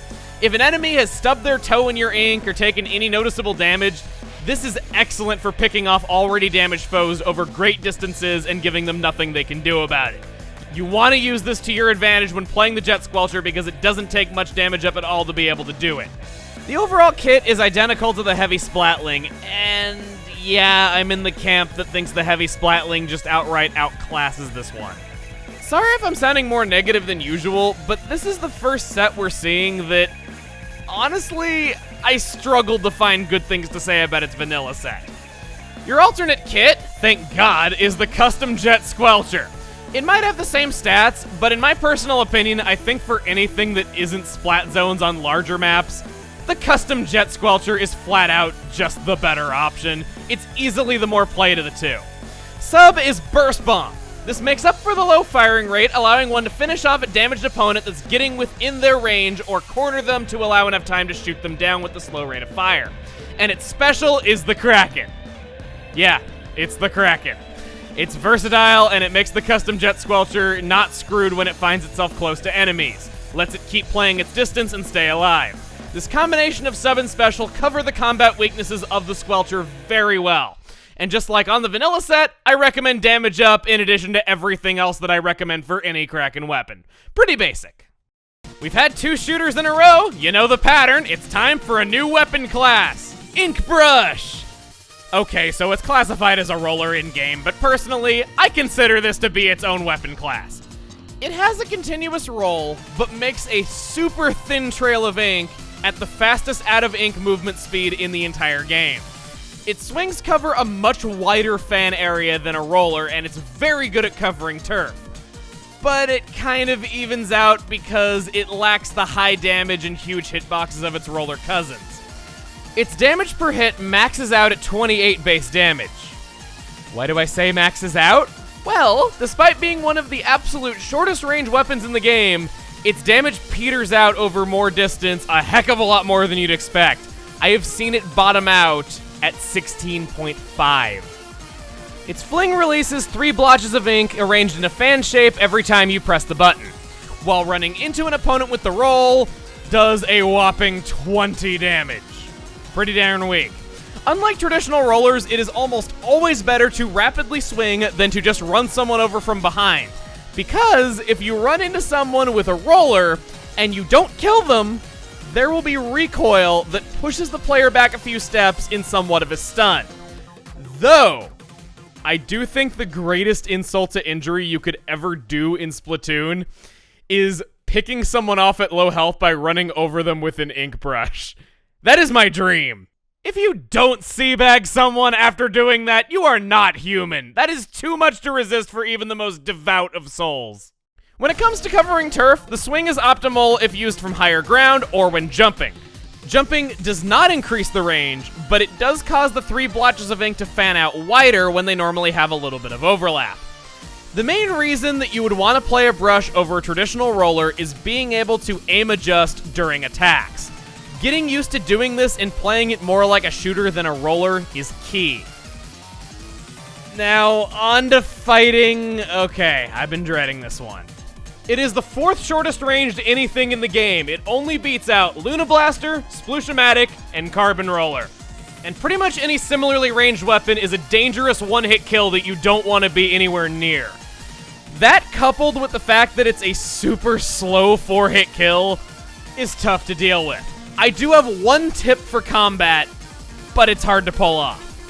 Standing at a slight distance on the ground and trying to make the overlap between 2 of your 3 ink blotches hit the enemy in a sweet spot is ideal. This will allow you to kill in 3 or in some cases even 2 swings rather than the usual 4, mitigating some of its slow time to kill. But even with these tactics, the combination of low range with low damage and low time to kill makes the Inkbrush at a disadvantage against nearly every weapon out there. And not only that, because the damage peters out so much over distance, as we've already seen, I'd say that when it comes to your effective killing range, the only weapon that you actually outrange in a meaningful way is the Sploosh-o-matic. Even when you can get within range, it's not uncommon for other weapons, if they haven't already noticed you approaching, to turn around and kill you before you get off all of your swings. It is a valid strategy in some cases to avoid combat and just be a painter, but if going on the offensive, it's generally best to cover as wide of an area of turf as possible in order to outmaneuver the enemy or hide an ink for a sneak attack. A strange weakness of this weapon that I don't understand is that even though it has very sharp handling and moves very fast when rolling, it's bad at turning left. It's held in the right hand, so the trail of ink is slightly on the player's right side. It's possible to get stuck in enemy ink even though you are rolling if you turn left too sharply. It's dumb. Oh, right, there's actually a sub-weapon on this thing too. Sprinkler. In addition to the usual uses for the Sprinkler, it can work very well as bait for an ambush and is one of the more reliable ways to take out enemies with the Inkbrush. In the way of turf coverage, think of this as you creating yourself a teammate to throw at the side of the area that you want to get done twice as fast. I like to think of the Inkbrush as that awkward kid with no friends. So they make robots to give themselves friends, only to watch them die, so they build another one. As depressing as it is, think of the Sprinkler and brush as two halves of the same whole. Its special is Ink Strike. Everything about this set is about covering turf. Not much about to say this that we haven't already heard. It's how this weapon deals with snipers and can get past choke points. This isn't much more than just a fun turf wars weapon. There is fun to be had running around super fast and throwing ink all over the place. We've already established the main brush has a lot of things holding itself back, including doing damage to itself while rolling. And that, coupled with the fact that the sub and special are both about covering turf, the set is purely about moving fast and covering turf. It's not about fighting at all. I've also seen some people that believe that run speed up will improve the roll speed on an Inkbrush. This is not the case. Don't run it. Let's get on to something a little bit better. Inkbrush Nouveau. Has the same stats, even the special depletion is the same. An alternate use for the Inkbrush is to be a distraction because of your high movement speed, and this setup is better suited for that. Its sub-weapon is Ink Mine, our first time seeing this, and how fitting that what's possibly the worst sub-weapon in the game is getting introduced alongside the Inkbrush. These are basically invisible splat bombs, but only one can be laid at a time. They explode when an enemy is detected moving near it or after 10 seconds, whichever comes first. You can also reset the clock on an ink mine by placing another one in the exact same spot where it was laid down. There's a few uses for these. Placing them in choke points, placing them before going into battle to get a kill from beyond the grave if you fall, placing it when being chased, or just placing it on the tower in tower control. A lot of people do like this in tower control, so if you're seeing a lot of the same weapons being run in that mode, this might be why, since it's tied for being the least common sub-weapon. A strange weakness of ink mines that I'd watch out for is that most rollers are capable of just simply rolling over it and not taking damage as long as they keep moving. Technically, all weapons can move away from it as long as they're checking for them by shooting ahead or just by swimming away right as they see it about to blow up, but this one is a particularly bad case. With the ridiculous roll speed, plopping one of these behind you in a chase is an effective and very mean tactic. Lets it blow up on somebody while they're chasing you. And its special is Bubbler, allowing it to make more mistakes, but with its range being so abysmal, I would not recommend making any sort of direct approaches with it. Instead, it's great at giving a bubbler to a friend if you're going together with them.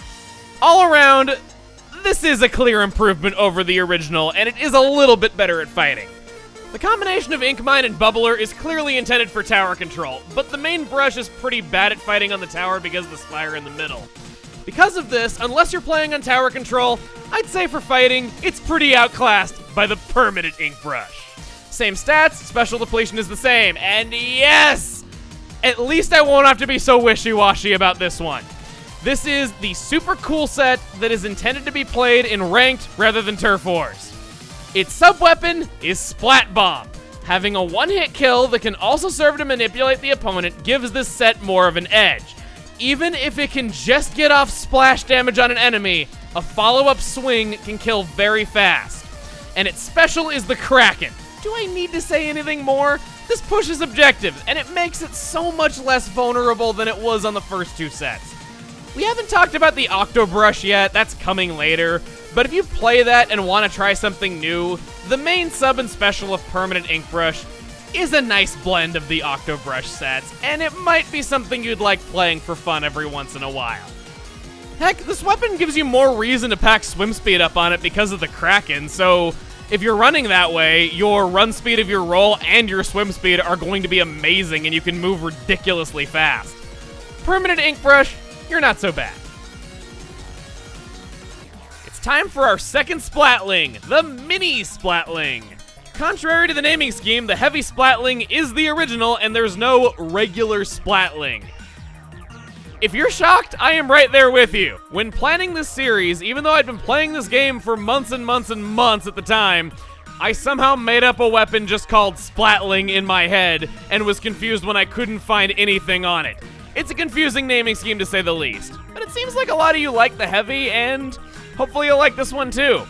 In comparison to the Heavy Splatling, this one does the same damage per shot, has almost instant charge time, a little under 1/3 of a second for 50%, and just under 1/2 of a second for 100%. It has much faster running speed, but it has considerably lower range and fewer rounds fired per charge.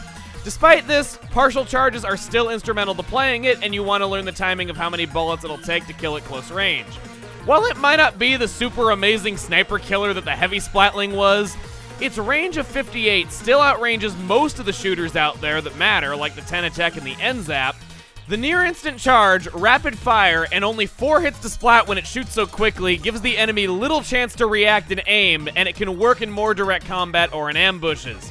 If this weapon looks like it's basically a rapid-fire Tentatek Splattershot with better range, it's about to look a lot more similar, cause its sub-weapon is the Suction Bomb. Another tactic with charging weapons is to trap with bombs before shooting, and it can definitely work for this weapon, if only because you barely outrange the opponent in a lot of cases. And if you didn't think it could look more like a Tentatek Charger, its special weapon, is the Inkzooka. The Mini Splatling may not be a sniper killer normally, but this lets it be that in certain situations. In equipment, I'm just gonna tell you that run speed up on this thing is straight up fun. Try it sometime if you haven't. I do not recommend swallowing the alternate kit in hopes of getting a better immune system with the Zink Mini Splatling, named for a fashion brand, not for the stuff that makes your white blood cells kill things more violently. Has the same stats, but has heavy special depletion. You know what that means? The set's gonna be a lot more powerful. Its sub-weapon is one of my favorites, Disruptor. And this just so happens to be one of the best weapons out there to have disruptors on it.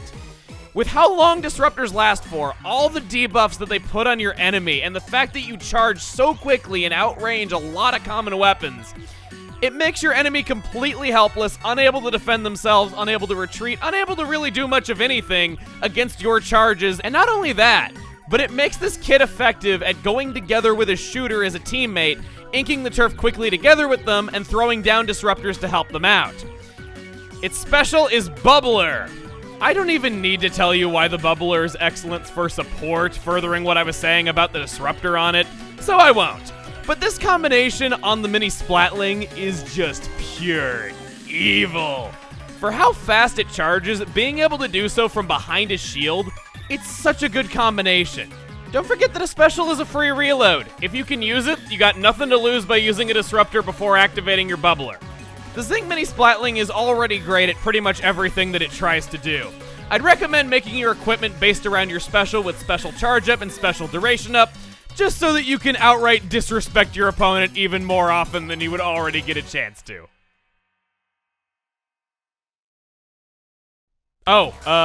I was on such a high talking about how much I love the Zink Mini Splatling that I almost forgot this thing actually has a third set, Refurbished Mini Splatling. I actually was about to hit the stop button, I'm not just making that up, it really happened.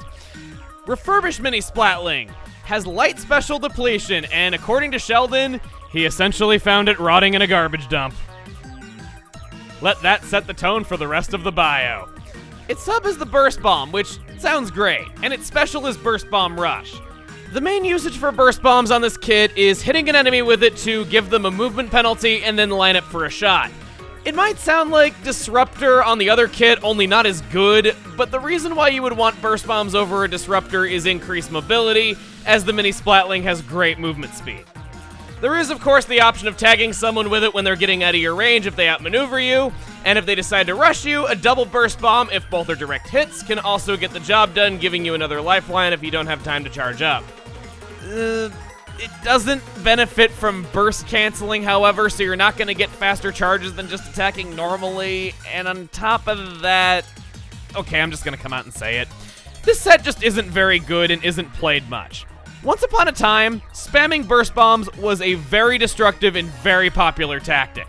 It was to the point where a good chunk of the community thought that weapons needed burst bombs in order to be viable. And a lot of sets enjoyed more success back then just because they had burst bombs. After too long, burst bombs received a multitude of nerfs to make this less viable. The refurbished Mini Splatling was released at the exact same time as this update that nerfed burst bombs. If the combination of Mini Splatling with burst bomb was ever better than it is now, we never had the opportunity to know. As it stands, the Zink is better at fighting. I'd argue the vanilla set is also better at fighting. The refurbished, if it ever pops up, it's time to time in turf wars and in splat zones, but it just isn't used nearly as much as the other two, and I can see why. Boy, if this is how it looks after being refurbished, I'd hate to see what was wrong with it before when they threw it out. The titular Rainmaker. Well, yeah, it's a weapon that's only playable in this mode. Good luck maining it! It's protected by a shield that grows in size and explodes once the difference in damage done to it by both teams is far enough apart. It explodes in the color of the team that did the most damage and acts like a bomb to any enemies that it hits. Damage done to the Rainmaker shield is its own separate stat that differs from doing damage to other players depending on the weapon. So something that is slow at firing might not be inherently bad at breaking the shield, since most slower weapons have increased Rainmaker shield damage stats to make up for it. This even includes slower sub-weapons and specials too. A bomb will instantly detonate upon touching the shield, and specials like the Killer Whale are primo at breaking that shield open really, really fast. But now that the shield's down, we can get into actually using the weapon. Anyone on either side may pick it up once the shield is down and have it replace their main, sub, and special weapons until the next time they die. It places a glowing light over the Inkling carrying it even while swimming that's visible to all players. So basically, it paints a target on your face. Ungrateful piece of Japanese art. It only has one attack and nobody likes it. A bizarre mixture of Charger and Inkzooka, creating large tornadoes that take longer and longer to peter out the more that you've charged it. Oh, and it doesn't even cough up special gauge points as it paints. Thankfully, this attack isn't so awful. A full charge is just like an Inkzooka, both in being a guaranteed one-hit kill that can mow down a line of enemies, and in having comparable range. The tornado arcs downward as it travels, coming to a halt if the top collides with anything, but it can be aimed downward to get around this with practice. Speaking of Inkzooka comparisons, there is a huge recoil to every shot, though, unlike the Inkzooka, this recoil can be used to one's advantage. By facing away from the goal, charging up slightly, and then releasing, you give the Rainmaker a trail of ink behind it automatically while still pushing yourself toward the goal. Can be great if you need to swim away in a hurry. And it doesn't even need to be charged long whatsoever to get the most out of that recoil movement. Regardless of how this weapon is played, it's very risky to rush it alone unless you know for a fact that the other team is pinned down and not nearby. Otherwise, traveling with a buddy and playing support to back them up is generally the way to go. While it's being held, a 60-second countdown will begin above the wielder's head. You can guess what happens at 0. Some maps have no Rainmaker allowed signs, placed in areas where the player could easily wait out the match timer near the end of a game in camp. You can guess what happens if you ignore those signs. If you move back toward your home base while carrying it, eventually a don't retreat prompt will appear on screen. You can guess what I was gonna say about it. A small tip that goes a long way is that the Rainmaker resets its position back to the center of the map if it's moved out of bounds or into water on your 50% of the map. This can be used to one's advantage if the other team seemingly has you pinned down early in a game, but you have a chance to rush in and take it, able to reset it back to the center of the map so they'd have to gain all that distance all over again. As stated before, the ultimate goal is to get the Rainmaker transported to the pedestal in front of the enemy base. Once the pedestal is reached, an animation slamming it down onto the goal will begin. This is not an automatic victory if this animation starts. You lock yourself into scripted movement for about a second before the win is awarded, and it can be interrupted if the other team is fast enough. Good snipers will be able to take advantage of this because the movement is always the same.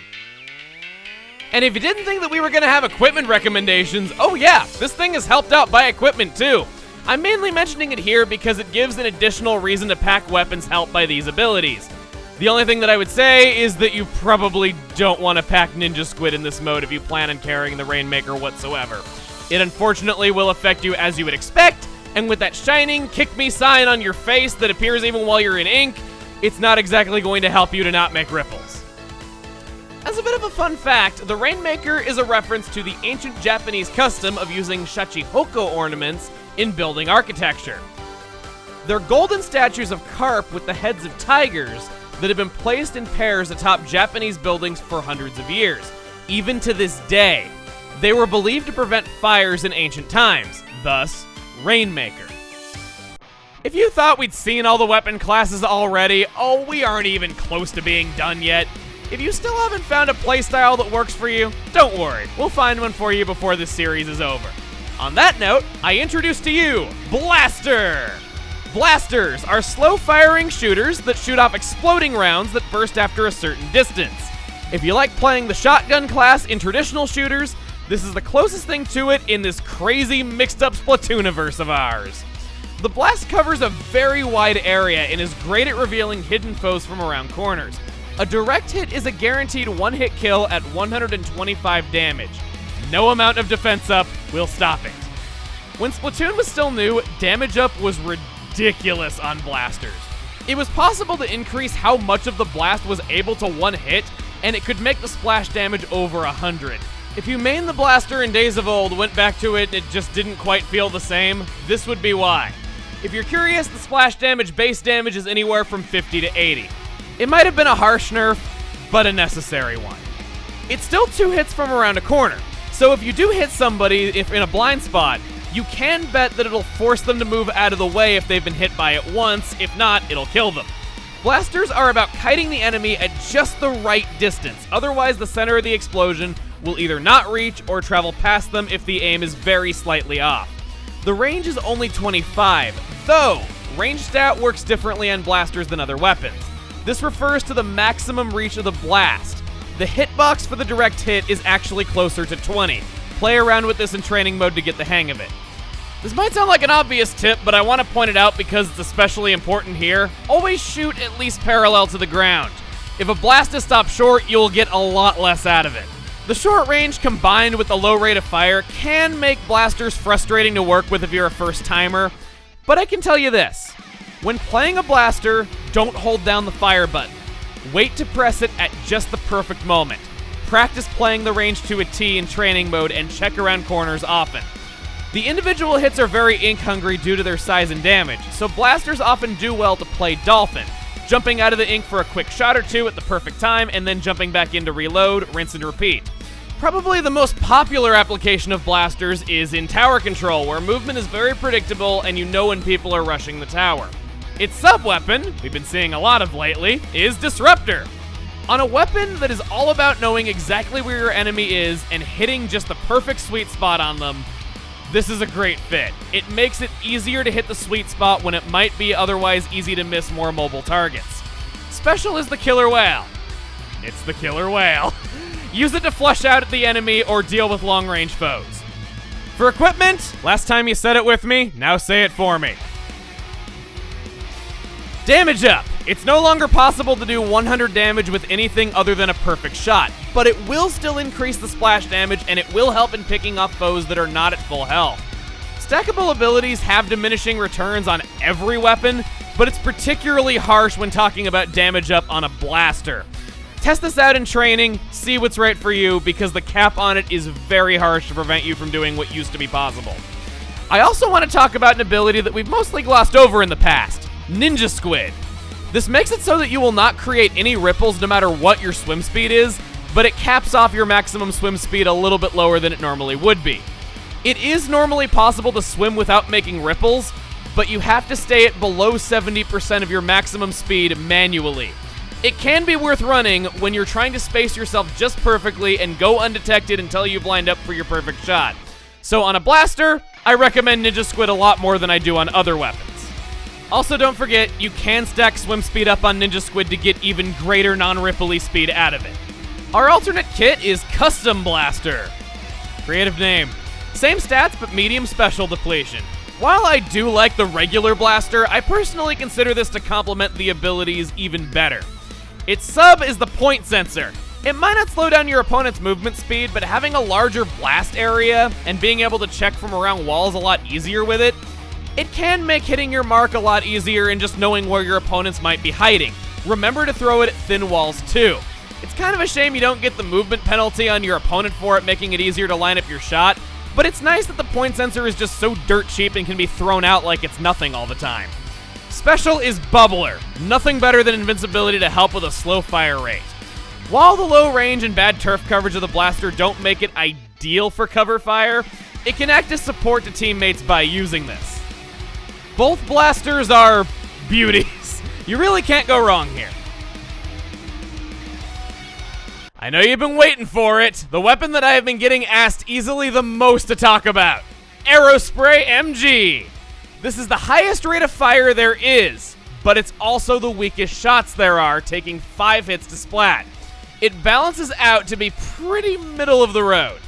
It needs to be point blank to kill at its fastest, and even then, its time to splat is a little slower than a Splattershot, with range equal to the Splattershot Junior. As you would guess with this combination, it's not a huge fighter. It's mostly used for covering turf ridiculously fast. And in covering turf so ridiculously fast, it'll get its special often. It's recommended to be aggressive at the start, not bother with turf around base, and instead use the Aerospray to get to the center of the map quickly and secure key points in the map before the enemy even shows up. When they do show up, they're the most predictable and outmaneuverable at the start of a match due to no specials being built up yet, and your team having so much more room to move around it. Plus, the Aerospray is so darn good at covering turf, you might get your special at the very beginning of a match before anyone else. In fact, everything you just saw was from the same game, and with everything that was accomplished in just the first minute, the other team was never able to recover. A big tip that I can offer is not to forget the gamepad map. This is your best asset in knowing where to ink, which areas to avoid, and super jumping all around the map for maximum efficiency. Inevitably though, there are going to be times where you have to do some fighting. When this happens, it's best to be stealthy, either by sneaking up on other players and firing up close, or letting enemies run past you in order to shoot them in the back. It's very inaccurate, so it requires being super up close. This is a great killer of anything that has a startup time, but it tends to struggle against other short-range, fast-killing weapons like the Carbon Roller. Just about everything else has the advantage in straightforward combat, so they're not going to be afraid to attack you. If it seems impossible to advance because a sniper just won't leave you alone or somebody is outranging you and bullying you, remember the turf coating capabilities and that it's okay to contribute by just going to where painters are needed. Its sub-weapon is Seeker. Almost no shooter will be afraid of attacking an Aerospray player, so this is your way of pressuring them or buying time for a getaway. It's very expensive, so throwing it needs to count, and it might take practice to get this right. Remember to use it for better mobility and following it to line up for an easy shot while the enemy is focused on dodging it. And its special weapon is Inkzooka. Similarly, no sniper is going to be afraid of attacking Aerospray users when they're at their distance, and this is how you get rid of them. Luckily, the great turf coverage means you're going to be getting it all the time. This set is more combat-oriented out of the Aerospray kits and covers its combat weaknesses very nicely. For equipment, there is one ability that I can't believe we are about to talk about, but it's our first time really mentioning it at all, so I thought it deserved special attention. Opening Gambit. This one main slot of equipment on your hat will act as though you have 3 main slots of run speed up and 3 main slots of swim speed up, but only for the first 30 seconds of a match. When the Aerospray is so good at just pinning down the other team by covering the center of the map before they've even shown up to it, and the Aerospray MG has a seeker on it to help the entire team get to the start of the battle quickly, helps you in so many ways, and just from having this on, it might be the thing that decides the match.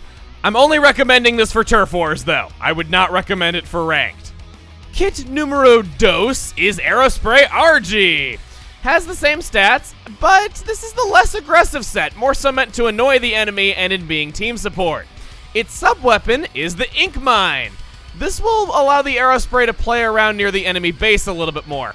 Place these in areas that guarantee enemy traffic to slow them down after securing the center of the map to keep the pressure on the rest of your team low, or just simply place it in a key spot like the center of Kelp Dome, the center of Blackbelly Skate Park, renewing it when its timer runs out and keeping the high ground.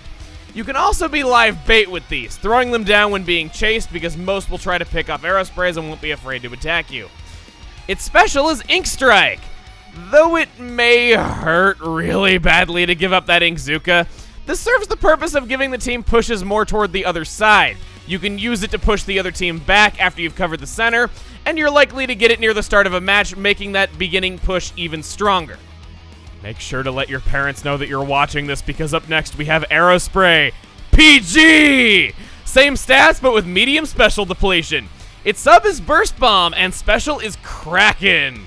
I'm sure your immediate reaction is great, and so was mine. I was excited to play this weapon when it was first revealed. It sounds like it'd be the most combat-oriented out of them, and the cool set that sees a lot of play in Ranked. I'd still say that it performs better in Turf Wars. The awesome set of Krak-On and Burst Bombs makes it more aggressive than its brothers and allows it to play off of its special well, but sadly, it just doesn't do this as well as other stuff out there. It's kind of a shame to say this because at first glance, it looks awesome. It's not horrible by any means, and I would never say that it's a bad weapon, far from it. But it's just so outclassed in everything that it does. First off, it doesn't benefit from burst canceling on those bombs, so the bombs are more so used for mobility and out of range pressure. If an aggressive Krak-On for ranked battles is what you want, it's done better with many other Krak-On sets because the gun has the bad combination of short range with low accuracy. In the way of turf coverage, that's clearly done better by the RG, and when it comes to the kit covering combat weaknesses, I'd say the MG has it a lot better. Also, why is this thing not called the Aerospray GG? Serious missed opportunity. Anyway, here are your ability recommendations. I would say probably less on the Ninja Squid because it's got a Krak-On, but here's what you got. This one goes out to all my fellow big noses out there. The L-3 Nozzlenose. Our first Nozzlenose, no less. That's fun to say. I like saying the word Nozzlenose. While classified as shooter, I like to think of this more as its own weapon class, as it's completely different from everything else we have seen so far. It's a semi-automatic shooter, firing 3 shots with every press of ZR, and it has no continuous fire. This might turn you off to it entirely, and it's definitely a playstyle that's not for everyone. But the range is a solid 60, placing it above most common shooters. It only loses out to the .96 Gal, Splattershot Pro, and the Squelchers. Not a bad resume whatsoever. Aiming from a great distance and having the sharp judgment to wait for the exact right moment to shoot is far more necessary here than it is for other styles. Again, it's not for everyone. The rate of fire between 3 shots is a decent 65, and the damage from a direct hit is 29. With that rate of fire, usually at least 2 of the 3 bullets will connect if one of them hits. Regardless, it takes 4 bullets and by extension 2 trigger pulls to splat somebody at full health. It's good at picking off enemies that have already taken damage and at pressuring choke points in the map, since one good trigger pull from a distance will send the enemy running. They wouldn't want to get hit by another one of those. It might seem like a semi-automatic weapon in Splatoon would be incredibly slow and clumsy, but with good rhythm, it can almost seem as though you're playing an automatic weapon from your opponent's point of view and catch them off guard.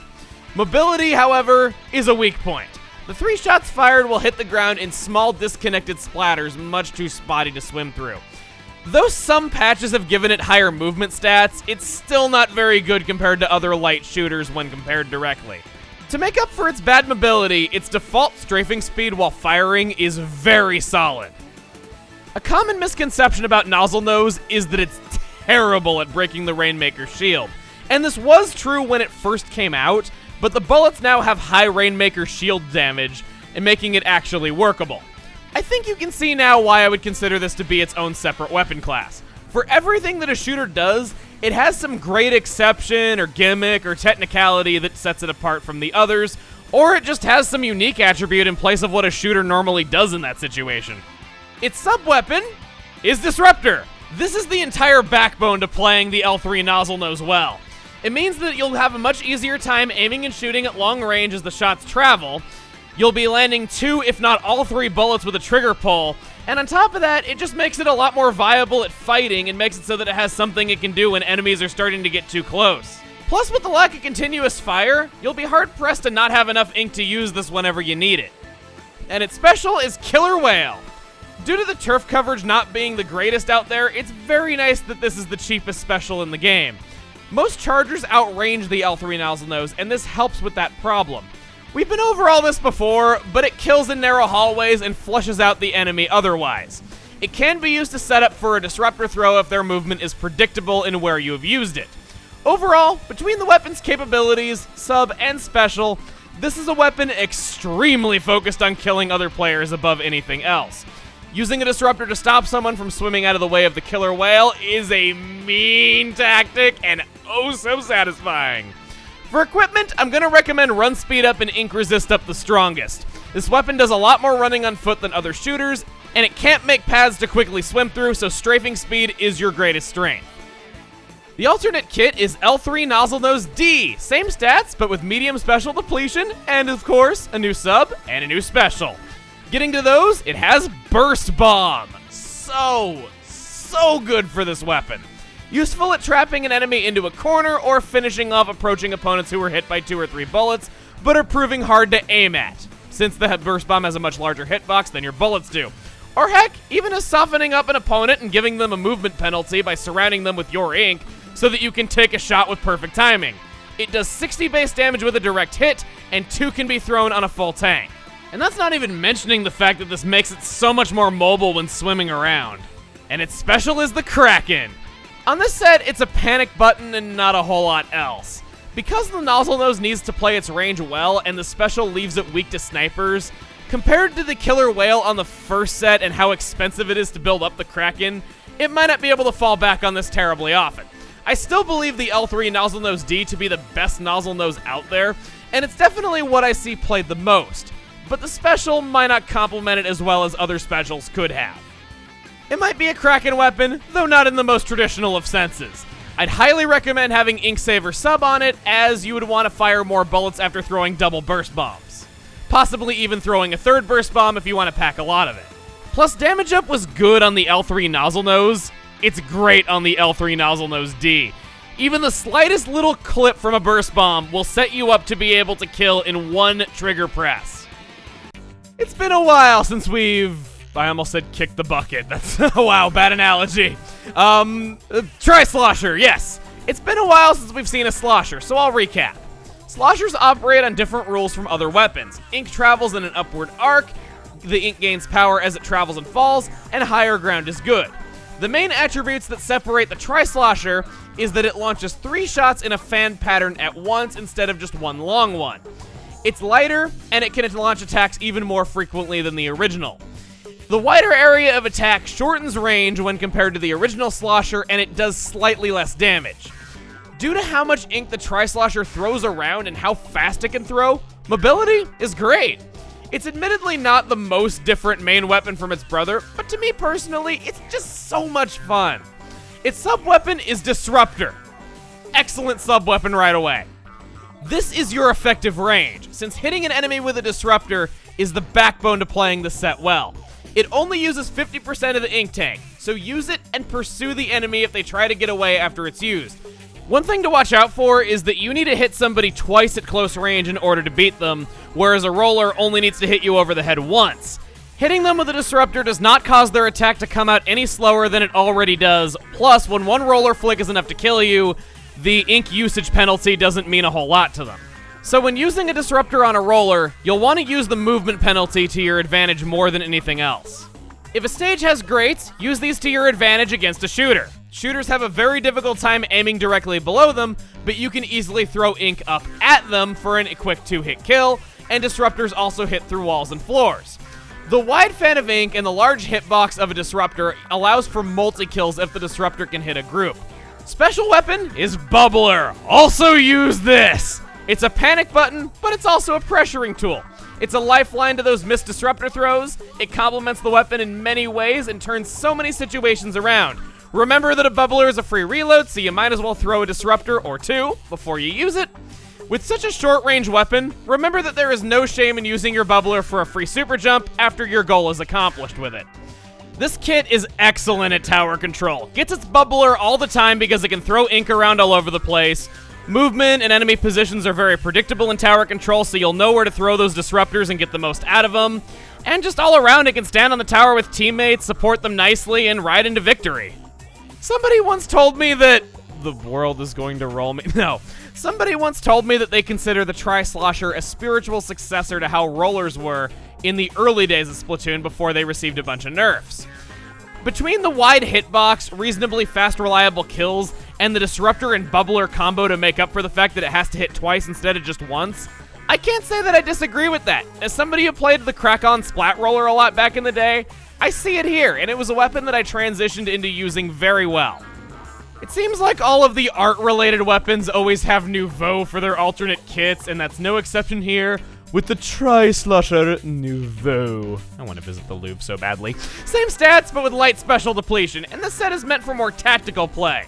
Its sub-weapon is Seeker. Been through this before. Use it to pressure from a distance, send them down narrow hallways to delay enemy movement. Alternatively, swim behind the trail of ink that it makes to set yourself up for a quick kill. Echolocator is the special here. Instant reload, works as support, works in pressuring. A great thing to do is to always launch a Seeker before using an Echolocator, because it's a free reload and Seekers are very expensive. You might as well launch one willy-nilly even if you're not sure if an enemy's hiding nearby. Can't hurt you. Overall, I'm not feeling the Nouveau all that much. It does have some interesting rare stuff on it like that Seeker, but I just think the vanilla covers its combat weaknesses a lot nicer.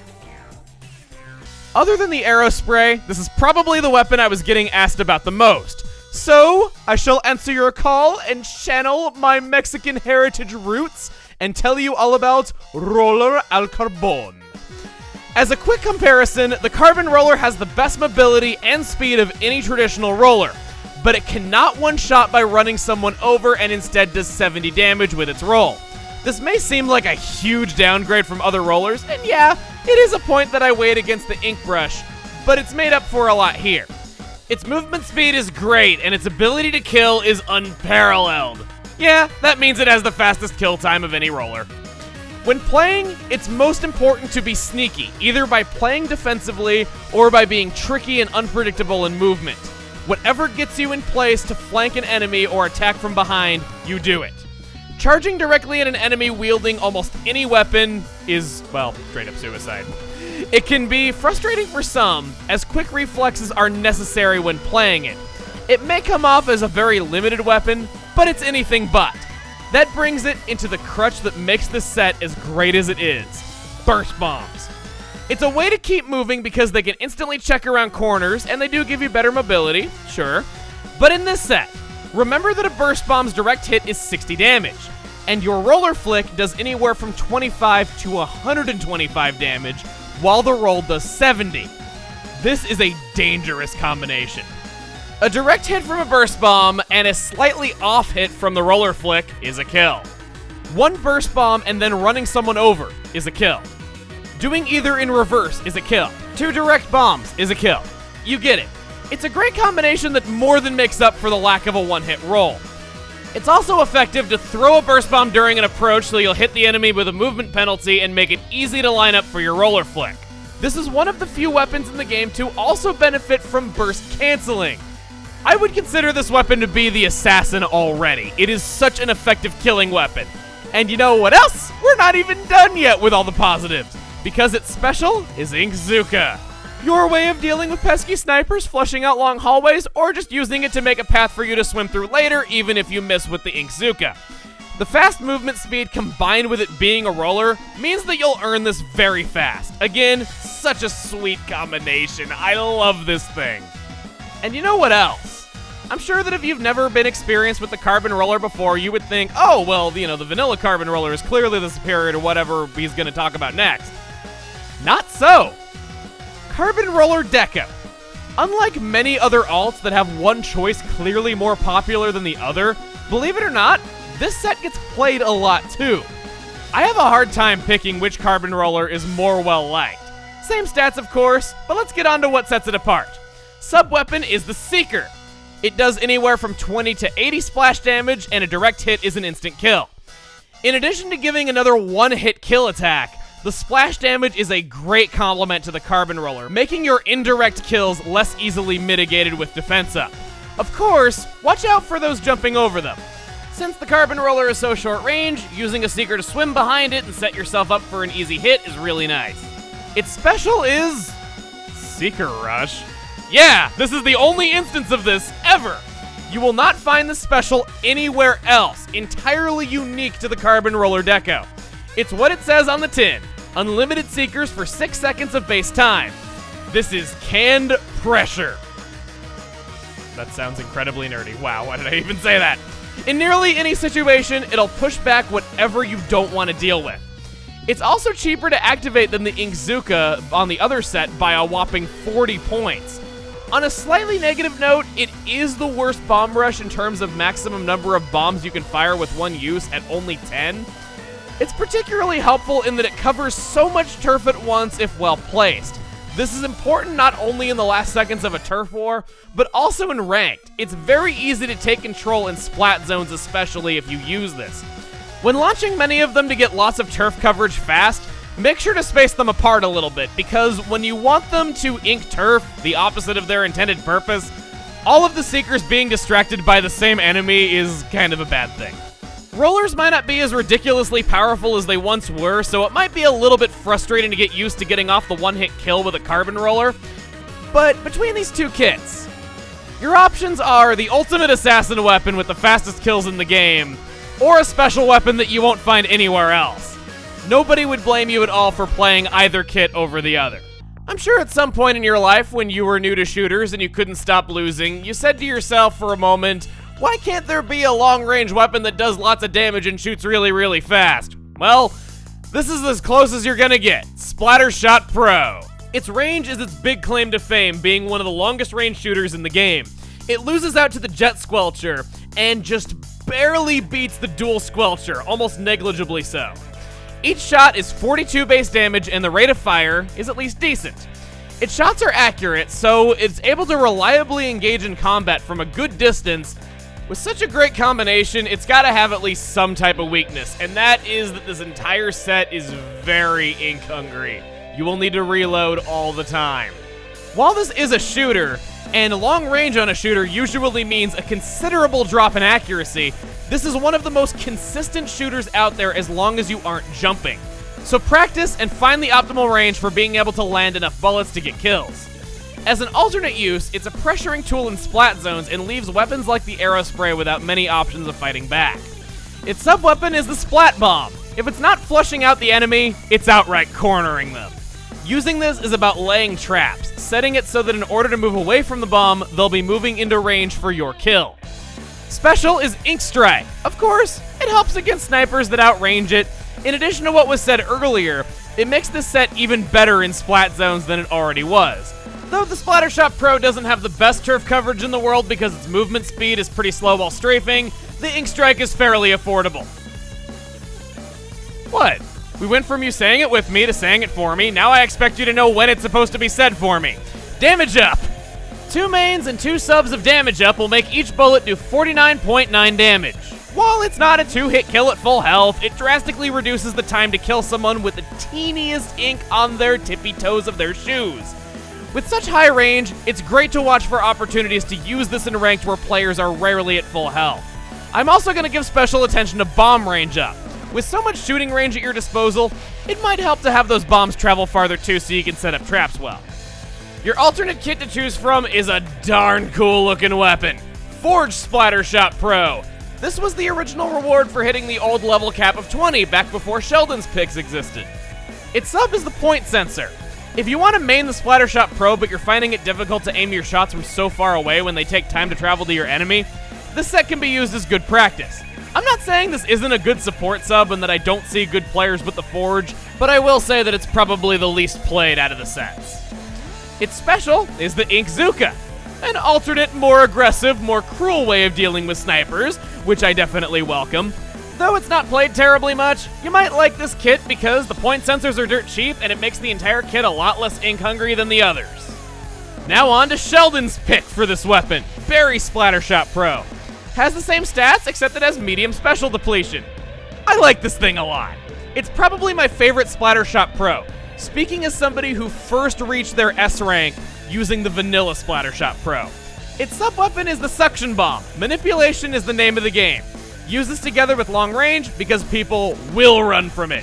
It might seem like it's just the same thing on the regular Splattershot Pro, but not as good because the Splat Bomb is cheaper and effectively does the same thing for you. But its special is Suction Bomb Rush. Amazing turf coverage, prolonged pressure over which area of the map you throw your bombs at, lasts a lot longer than an ink strike. This special is on only 2 other weapons in the entire game, and this is by far the longest range main weapon to have it. That combination makes the Berry Splattershot Pro formidable in splat zones. On every use, it's almost impossible to not gain control of the center for at least a few seconds on maps that have one splat zone. Seriously play this if you haven't. I stand by it. I consider Suction Bomb Rush to be the strongest special in the entire game.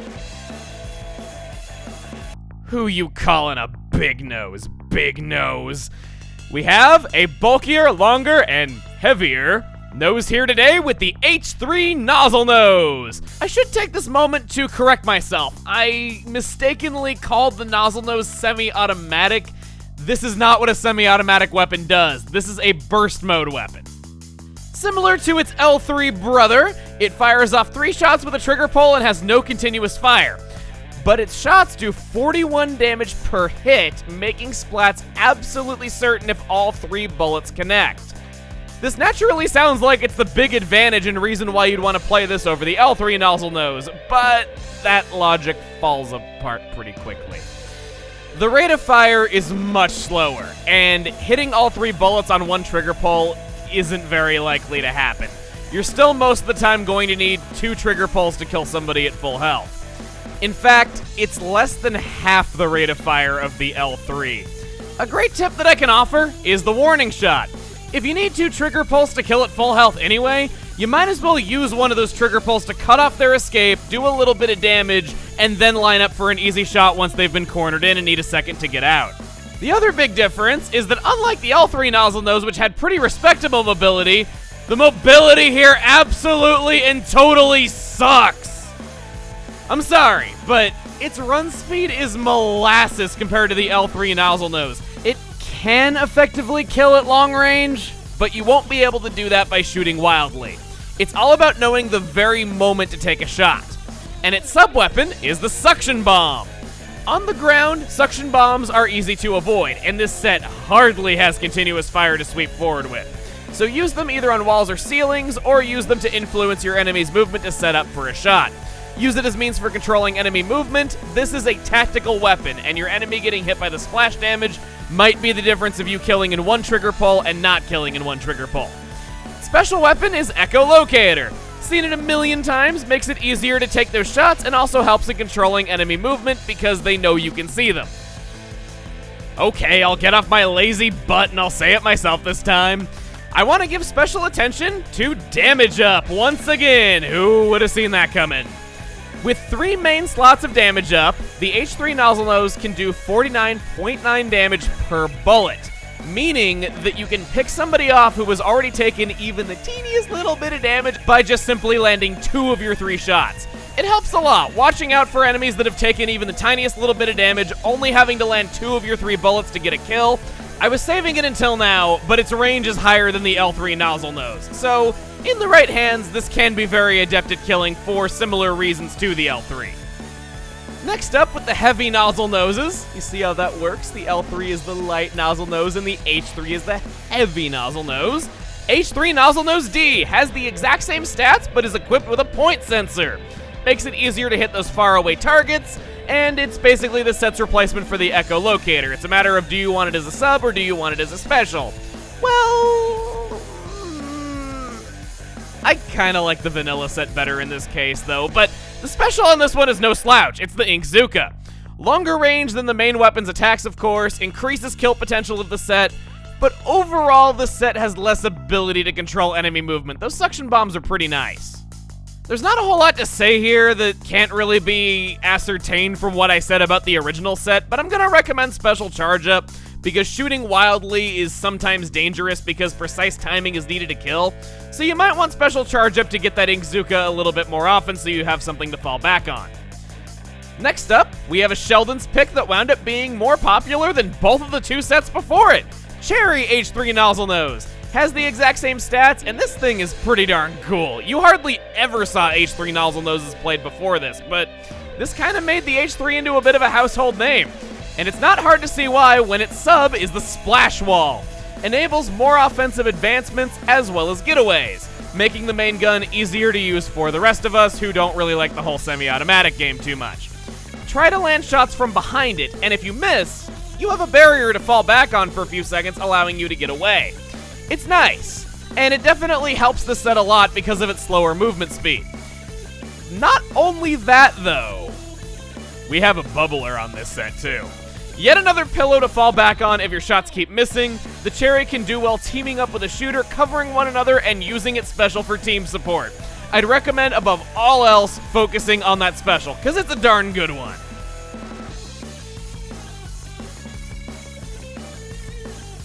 Night falls on your short existence, for it is time for the rise of the Luna Blaster! This cute-looking piece of plastic is deceivingly dangerous. Seriously, what's it even supposed to be? I have no clue. The blasts cover a large area, and it's slightly faster at firing than the standard blaster. It's also tied for the fastest time to splat in the game at only 12 frames. The downside? It's the shortest range anything in the game. Yes, even more so than rollers, even more so than the other blasters. Like other blasters, it's only a one-hit kill in the center of the blast. The splash damage will do anywhere from 50 to 80 base damage. The sheer size of the blasts makes it amazing at shooting around corners to check for enemies, flush them out, or just know when it's safe to move forward. Waiting for the right moment to strike is key when using it well. Simply holding down the fire button and hoping that the intervals between shots will line up with enemy movement is riskier than letting go of the button and waiting for the right time to shoot. Don't pick unnecessary fights or be a distraction. Fight dirty and use any map terrain nearby, because this is the assassin, other than the carbon roller, I guess. The Luna Blaster is an asset to the entire team in tower control, due to the size and frequency of the blasts being hard for the enemy to avoid while standing on or anywhere near the tower. Playing tower control will make you hate the Luna Blasters. Or your mileage may vary because maybe it'll make you love the Luna Blaster if you're the one playing it. Sub is Ink Mine. This weapon's short range is its biggest shortcoming. Pretty much any shooter out there will not be afraid to attack you and will immediately come after if they see you. Laying ink mines in their path as they chase allows for getaways, as does simply placing it in areas you know the enemy is going to commonly run through to get to you, as per usual. Again, it's fun to place on the tower in tower control. And its special is Inkzooka. The Luna Blaster is much better at building up its special than other blasters are, thanks to, well, everything about its shots. Similar to how the main weapon plays, use this at the right time to get kills from a distance to keep pressure on the other team. This whole set is very oriented toward killing, be it up close one-shots, tactical placement of mines, or just by blowing them up from a mile away with the Inkzooka.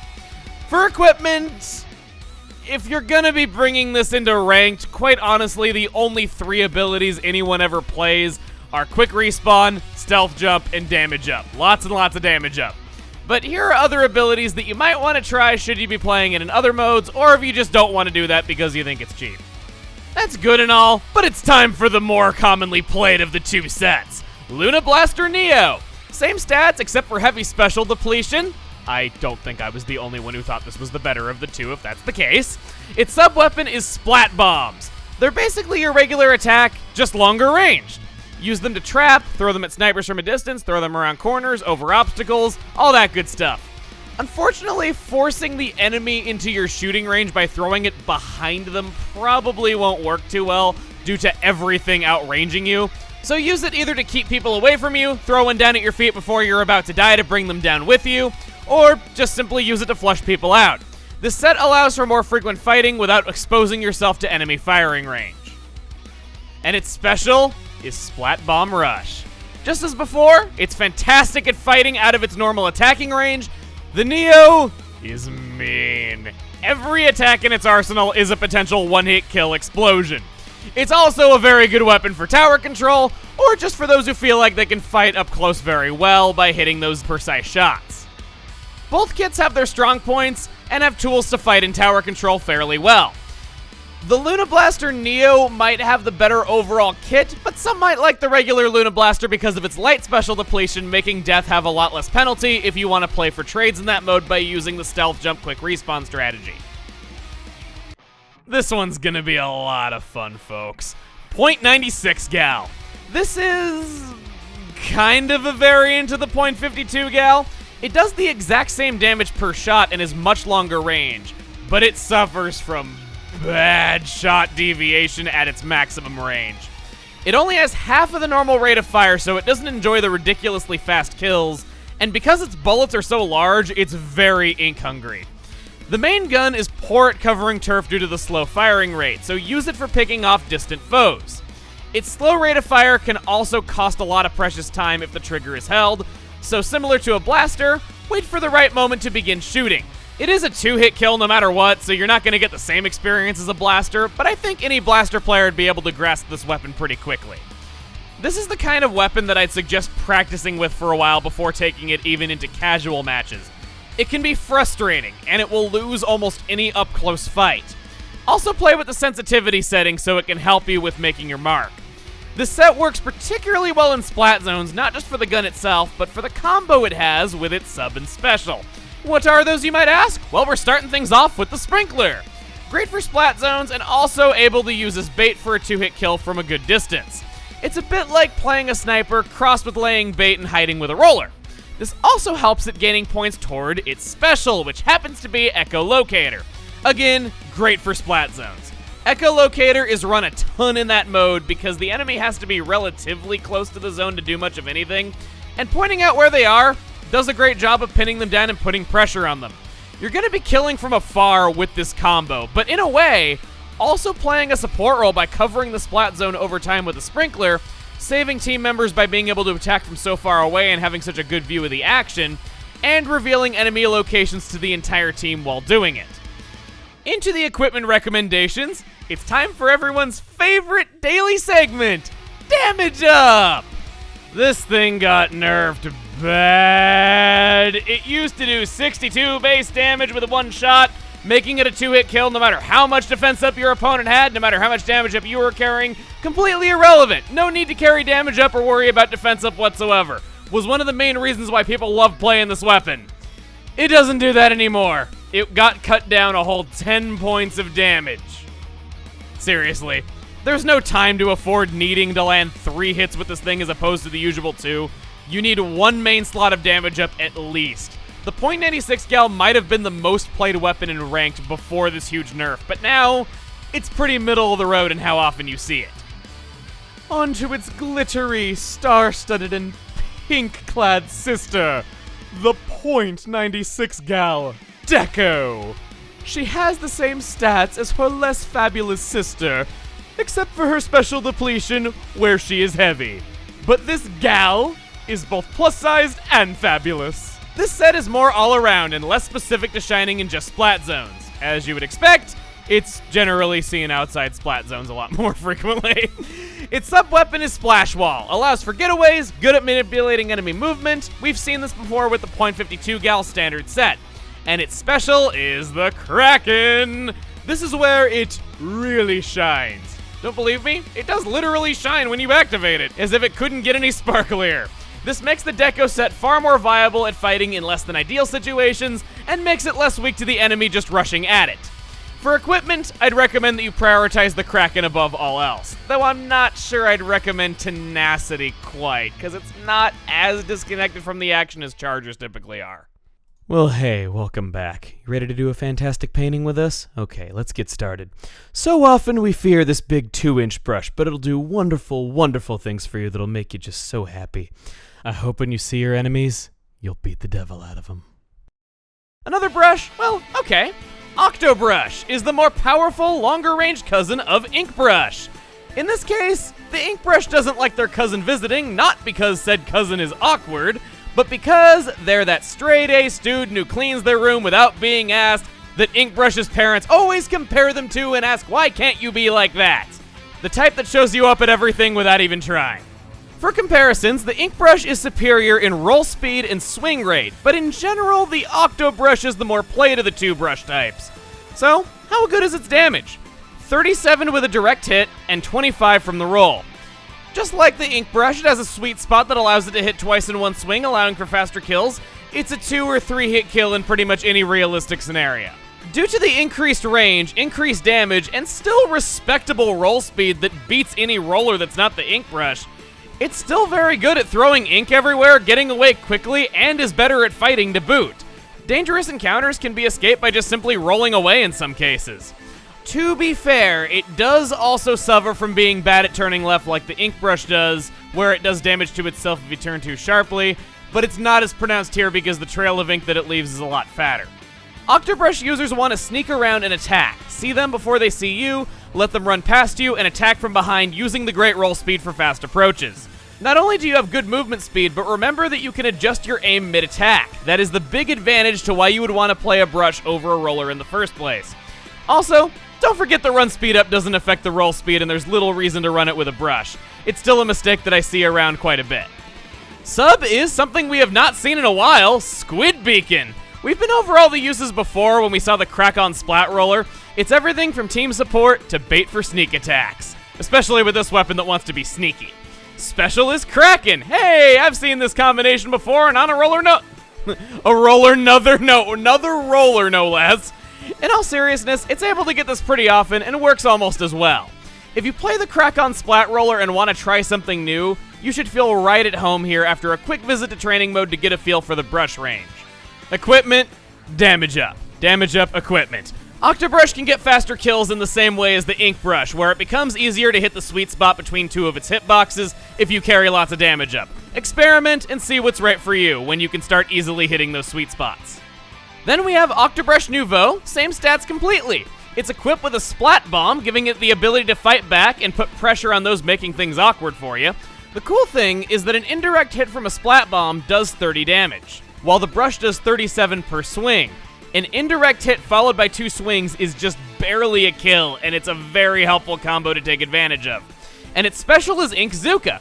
All around, the Nouveau is useful at fighting splash walls and chargers when the vanilla kit struggles in those scenarios. The Nouveau is difficult to master, but I personally feel there's nothing else quite like it. It's a powerful assassination tool once you have used it well. With another piece of Sheldon's grandpappy's grand plan falling into place and being in our hands now, comes the new Squiffer! The naming makes absolutely no sense to me because A, it was invented, 70 years ago by Sheldon's grandpappy? And not only that, but the fresh Squiffer is newer than it, so I don't know. Same stats as the vanilla, this set is better suited for dealing with long-range weapons and aggressive play. Its sub is the Ink Mine. You might as well lay him down because the main shots aren't going to be consuming ink at an insanely fast rate. In the new Squiffer set, many players like to try to pick off a Squiffer user after they've missed their shots, but a well-placed ink mine can allow you to make mistakes or just kill from beyond the grave. Its special is Inkzuka, gives the new Squiffer a way of dealing with its big, bad older brother snipers that the others can't deal with, so it at least does a good job in making it somewhat distinct from the others. Here's your equipment recommendations. Once again, the damage up thing is purely as a gimmick. I don't seriously recommend it all that much, but I thought it would be kind of fun. For those of you who love blaring your music so loud that it hurts you, here's your chance to do it to other people. Sploosh-o-matic! If you're worried about lack of marketability, don't worry. For Aerospray fans, a rather large market in Splatoon, it's time for you to meet the even more extreme version of that. This is a Splash-o-matic with less range, higher damage, and a massively wide spread shot. It throws around ink everywhere. And combined with its lightweight, its mobility is incredible. I need to lay off using that pun. It's a little bit overused. It's getting sore. So what about fighting? It outranges the Luna Blaster. That's it. Though it may seem like a fast, effective killer because it has respectable damage per shot and the same great fire rate as the Splosh-o-matic, it's so inaccurate and so low range that it can take a lot of shots to splat unless it's close enough to practically kiss somebody with that huge mouth on it. Its sub-weapon is the Squid Beacon. Since it's meant to throw ink around everywhere and move really fast, this helps it to play team support even more than it already does. Don't forget to use them as bait to make up for the fact that it's not good at fighting. Its special is Killer Whale. Hey, something that's actually long range on this kit. The cheapest special in the game, meeting a weapon that throws around ink like nothing, is a beautiful combination. Easily doable to get this multiple times per game. This whole set plays more of a support role, moves all around, and launches one of these guys to help the fighters on the front lines whenever it can, or just uses them to get past a sniper that won't leave it alone. Playing around the Killer Whale is the name of the game here. For equipment, I recommend Run Speed Up and Special Charge Up over anything else. Make it even better at covering turf while it strafes, and make it so it gets that special even more often so you can play around it. The second kit is Neo Sploosh-o-matic. Again, I'm disappointed that it's not the Sploosh-o-matic 2000. Exact same stats, but it's equipped with point sensor. It seems kinda pointless at first. I said I'd lay off the other puns, so I had to replace it with something. Since it has to be so close to do any damage, you would think you're not gonna get a whole lot of use out of this, but I'd use this more to tell if somebody is hiding out of your range before advancing.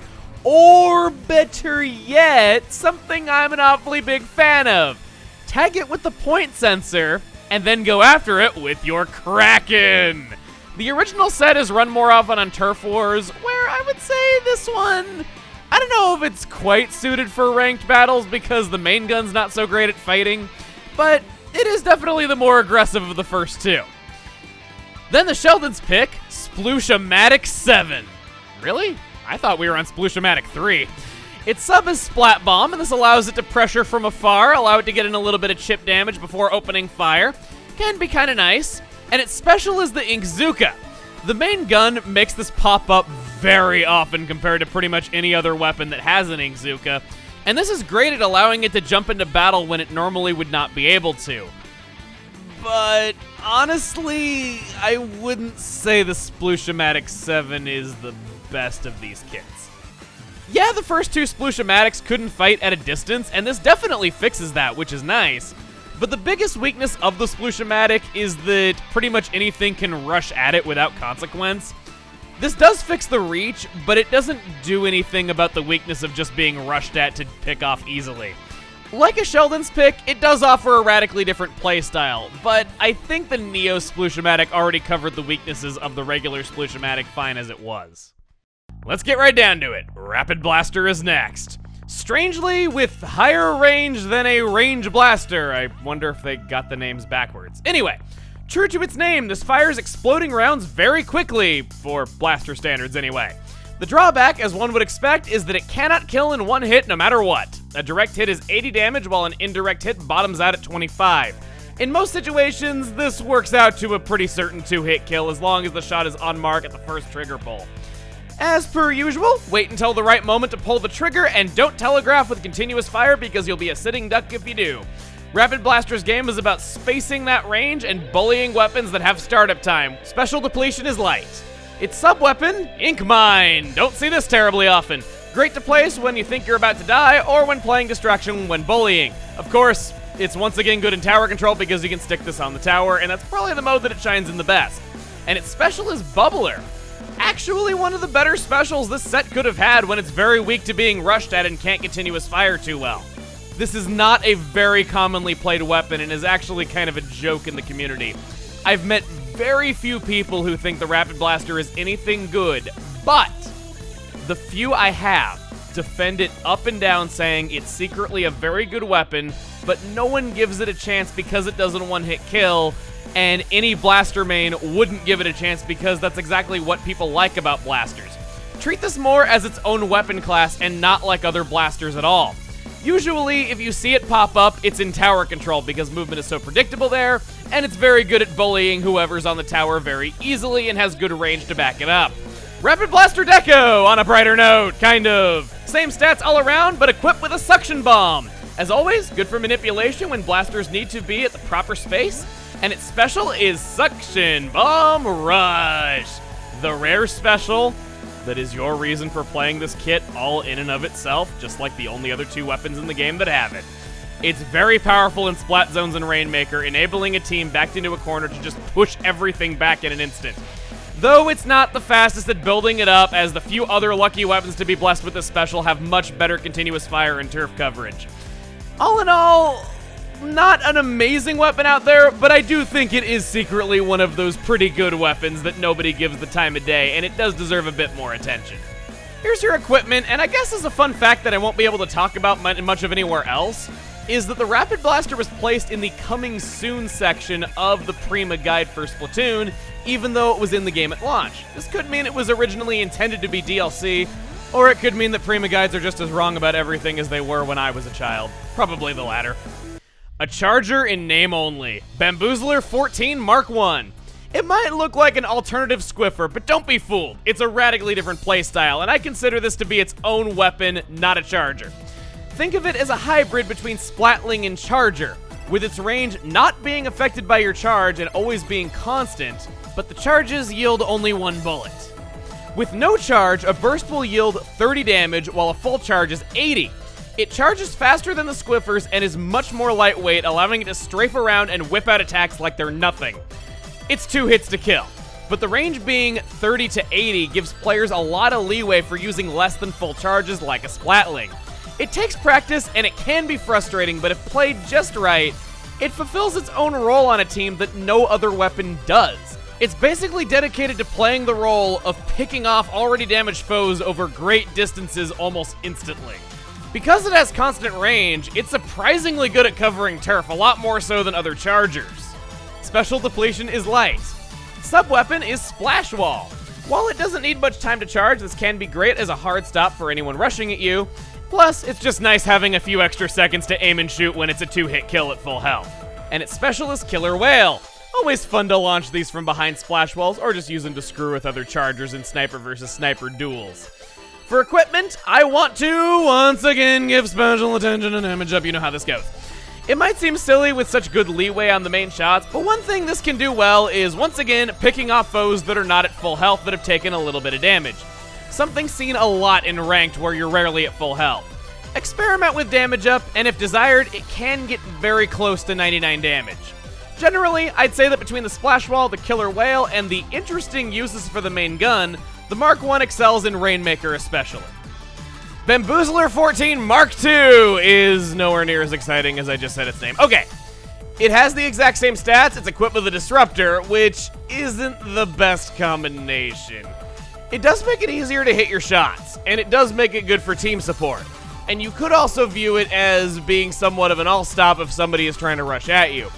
The problem is that the Splash Wall was just such a good thing to fall back on in so many ways, and the special is Echolocator. I'll just get right to the point. The only way you have of doing damage is the main gun, and there's not really anything here that you can fall back on in case of an emergency. It's kind of nice having the Echolocator to show you where to throw your disruptors, but just the fact that in concept it's a 2-hit kill Charger, I wouldn't really want to throw a disruptor in a lot of situations. It's going to take me a little time to kill the enemy anyway, especially if I don't hit both of my shots. Overall, I can't say I've ever met anyone who prefers this set over the other two. It's about to get a lot better with Bamboozler 14 Mark 3. Does not have the exact same stats. This one has heavy special depletion, making it the only Bamboozler to do so. Its sub-weapon is Burst Bomb. Downright mean combo when combined with the main gun doing anywhere from 30 to 80 damage, and a Burst Bomb does anywhere from 20 to 60. Lots of possibilities for quick kills by firing right after a bomb is thrown, and like many weapons with cruel combos, they stuck it with the Ink Strike. Continuing the team support trend, this pushes objectives in splat zones quite well. I don't expect every sniper out there to like the Bamboozlers, but they're unique, and if you've always considered them trash just from looking at what they do, give them a chance. I think you'll find that they're more fun than you'd think they'd be. As As a fun fact, Bamboozler is an important weapon to the lore of Splatoon. Guns were made out of bamboo during the Great Turf War, and this is a modernized version made to honor that old style of fighting. In fact, if you've been brushing up on your sushi history and those sunken scrolls, you would know that Captain Cuttlefish himself mains this weapon and still has his original gun to this day. It's his cane! Yeah, that'll make you think twice when he threatens you with his cane whenever you try to mug him. 2 Squelchers for the price of 1, Grandma! Well, almost. Dual Squelcher! 2 watered-down Squelchers for the price of 1. I'm just making it sound more and more enticing, aren't I? As much as I wish it was actually 2 Squelchers and had double the firing rate, it's not. They're slightly shorter range than the Jet Squelcher and do less damage, but have at least a somewhat higher firing rate to make up for it. The lesser damage isn't as big of a nerf as one would expect at first glance, though. Even though the Jet Squelcher was awesome at being able to stack damage up and do 33.3 damage per hit to pick off already damaged foes, you can still get that 33.3 damage with 2 mains and 2 subs of damage up, though we're getting a little bit ahead of ourselves here. I wanted to touch on it because it's one of the most distinct differences and one of the most important things about the Jet Squelcher in comparing it. Much like the Jet Squelcher, though, Dual Squelcher wants to remain space apart from its targets because a shorter ranged anything outpaces its damage. Other than the better fire rate, it enjoys being better at painting than its one-nozzled brother. Don't think about those words too much. Special depletion is light, and it's equipped with a Splat Bomb. One of the best matches Dual Squelcher could have. Keeps people away, flushes them out when you got a clear shot, all around very good. Special is Echolocator. When wanting to keep spaced apart from everyone, you bet your sweet squid bippies it's nice to know where everyone is. Also great for quick reloads because the ink consumption of the main gun is terribly bad. For equipment, I want to give special attention to, you thought I was going to say damage up, didn't you? But no, we already went over that. Inksaver main. This was a tough call for me on which Inksaver I wanted to suggest because it's all around a very ink-hungry set. Inksaver sub is technically more efficient in the amount of ink that it saves. When comparing one main slot of each, throwing a bomb, and then firing for the rest of the ink tank, Inksaver sub made it last 2 shots longer than Inksaver main. I think at that point, with the difference being so tiny, Inksaver main is going to help you more because you're going to be firing the main gun a lot more than you're going to be throwing bombs. And then this brings us to one of the most interesting weapon kits out there, Custom Dual Squelcher. It's amazing how one sticker slapped on something can hold it back so much. This set is generally considered pretty bad, but I'll give it the full look and attention that I think it deserves nonetheless. Its sub-weapon is Squid Beacon, already a lot more of a support role than the original, which doesn't really do much to cover the weaknesses of the Dual Squelcher style of fighting. Heck, Squid Beacons are super costly, and the main gun already eats the rink like it's nothing. It's already a defensive weapon, and this makes it even more so. Hang back and place these while shooting from afar. It can be useful, but it's a lot more situational. A small detail I haven't gone over until recently is that super jumps will reload half of your ink tank while doing it. What I'd recommend doing is place your squid beacons in areas that you personally want to go to. Whenever things get hairy and you just can't find an easy way out of a situation, super jump to your own beacons, get a 1/2 reload out of it, and just place them on perches that you want to be on so that you can continuously fight and almost never die. That's about the best synergy you're going to have between the Dual Squelcher itself and the beacon. Especially when its only other method of attack is Killer Whale. Nice for flushing people out and manipulating enemies into moving into your line of fire. Plus the low cost is nice when it's not the most amazing turf covering weapon out there. A lot of people don't like this set, and I can definitely see why. The individual parts of this set are all fantastic. Killer Whale is one of the best specials in the game. Squid Beacon can be really great when playing on turf 4s with randoms. And the main gun itself has good everything for its range, but there just isn't a lot of synergy here. You will need to play in kind of unorthodox ways to be able to use this to its fullest due to the lack of synergy. Didn't you just play this weapon? Yeah, I'm not a fan of the unlocking order either. Rapid Blaster Pro. This might look like an alt of the Rapid Blaster, and it kinda is, but it would be disrespectful to all the terrible weapons we gave individual bios to if we didn't do this one separately as well. So, here we go again. Its range is so long that it can manage to kite Splattershots and .52 gals, and it does the exact same damage as a regular Rapid Blaster. But as you would expect, it's not exactly so rapid anymore. darn, if only something could be really long range, do a lot of damage, and shoot really, really fast, right? We've all thought it at some point. There isn't much we haven't already said about other blasters that we can say here. Just that it's a beast at bullying on tower control, with movement being so predictable and the tower being such an easy target. Though, again, much like the regular Rapid Blaster, many find it cumbersome to use because it doesn't one-shot even if you're precise and playing perfectly. And that's why most people who main blasters like blasters so much. Practice the precise range in training before using it in any game. Don't always hold the fire button, keep spaced out, yada yada yada, special depletion is light. Now on to the exciting part, something that actually is quite a lot different is Seeker. Swim with it to approach the target to just the correct distance, or use it to push forward quickly. This is also great if you want to go with a buddy wielding a shooter and playing support to it with your great range. Remember that this is insta-kill even if the main gun isn't, and that the main gun still does a respectable 80 damage on a direct hit. So if your Seeker misses but explodes at least somewhere close to your target, you might be able to combo into it and get a quick kill. There's your way of dealing with similarly matched foes. Now, Inkzooka! And that's your way of dealing with Chargers. Again, the set isn't run terribly much, but it's played mostly in Rainmaker and Tower Control. The set seems like it was built with those in mind. In the way of equipment, there's not much we haven't already seen here. Ninja Squid for going unseen, swim speed up to swim behind your own Seekers. I think you know generally how the world works at this point. And the award for longest, most ridiculously named weapon goes to Rapid Blaster Pro Deco. Has the exact same stats and is equipped with Disruptor. A big frustration with Rapid Blaster Pro is just how dang precise it is. This is so good in helping you hit your mark. If you decided to pack loads of damage up, it especially helps it land those direct hits after the enemy has taken chip damage from just barely hitting themselves on your ink. Definitely use this to pick them off. Killer Whale is the special. They really wanted blasters to be run in Tower Control and Rainmaker, huh? Looks like we once again have two sets that shine at the exact same things but in different ways. Remember that even this late into our time on the battlefield that a Killer Whale is a free reload, and you can also combo Disruptor into Killer Whale for an easy kill. I can't deny that the equipment recommendations for this one are extremely generic, but that just goes to show how far we've come if they look generic. The weapon that has this honor just before our final battle is a weapon of many names. E-Liter 3K and E-Liter 3K Scope, or E-Litre 3K if you're European.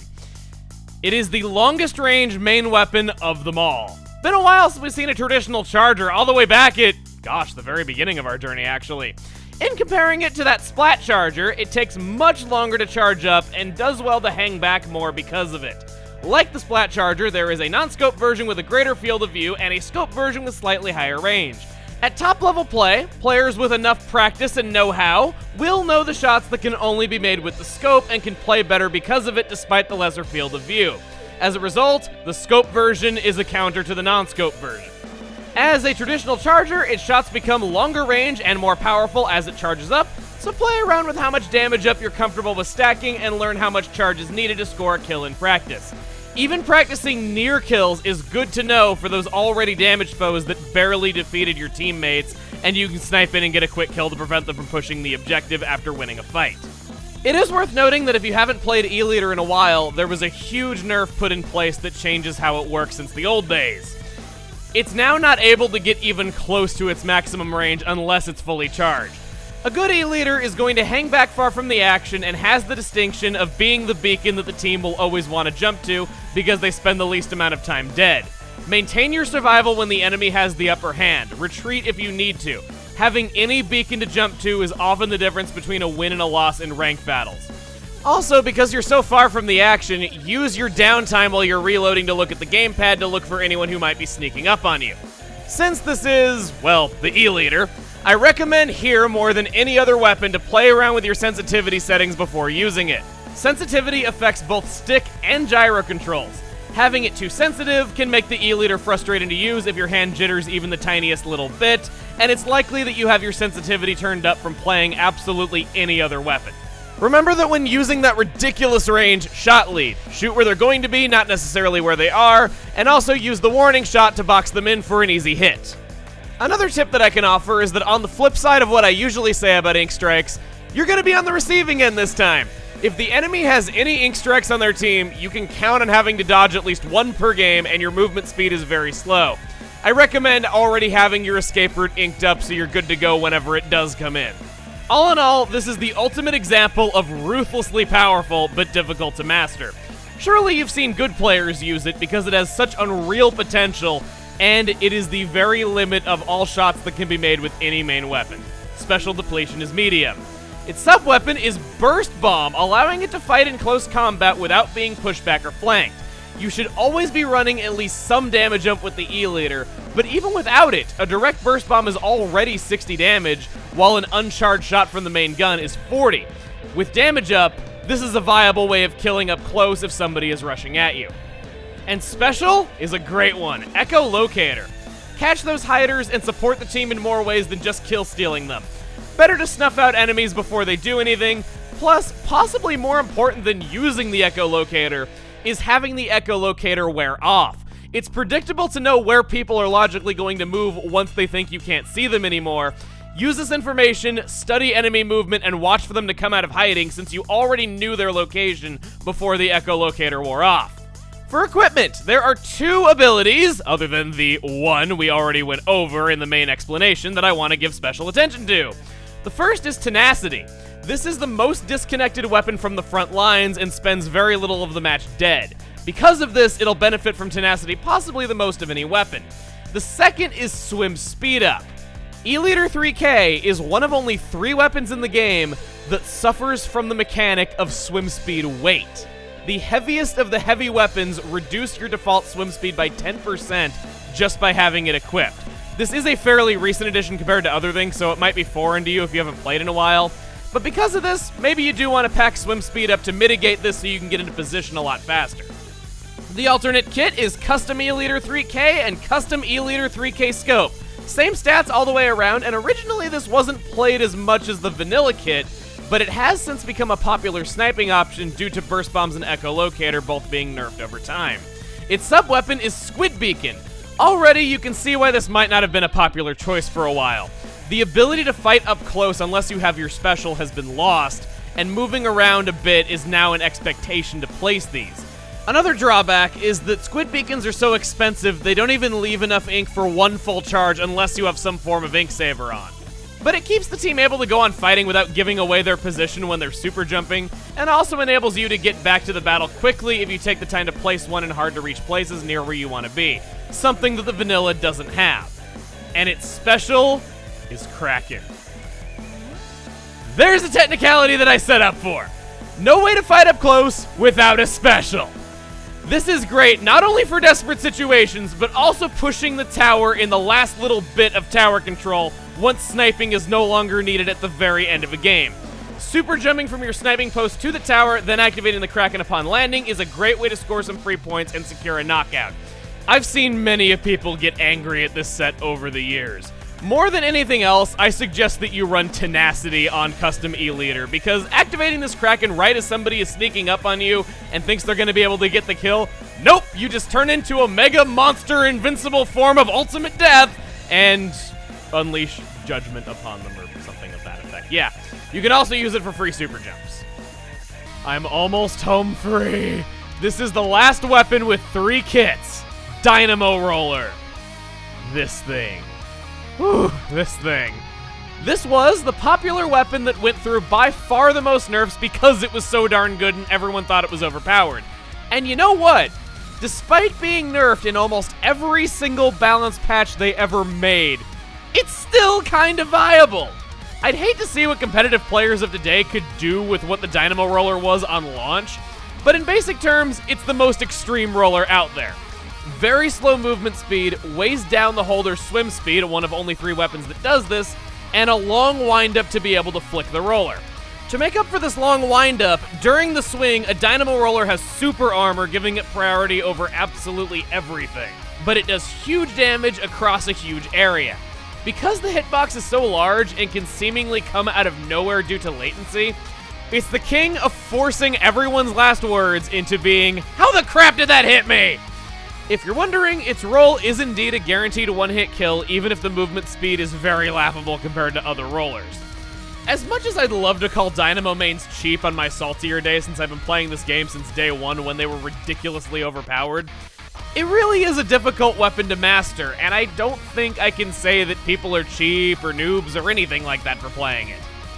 As a bit of a side note, if you want to get an idea of how much they nerf this thing over time, they introduced the rule that roller flicks have to hit dead center in order to kill over the entire roller class, added a new stat that determines how long you have to wait before ink will begin reloading after an attack, just so they could make the Dynamo Roller take the longest, and then added the special depletion stat and made the Dynamo terrible at it.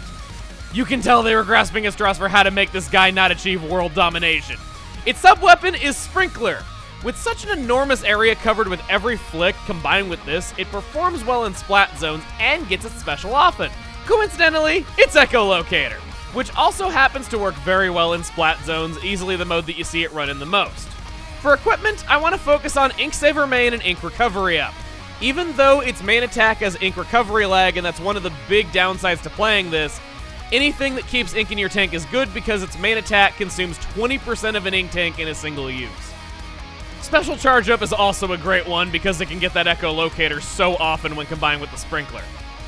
Second kit is Gold Dynamo Roller. Exact same stats, and believe it or not, we have 2 Dynamo Rollers that are good at splat zones.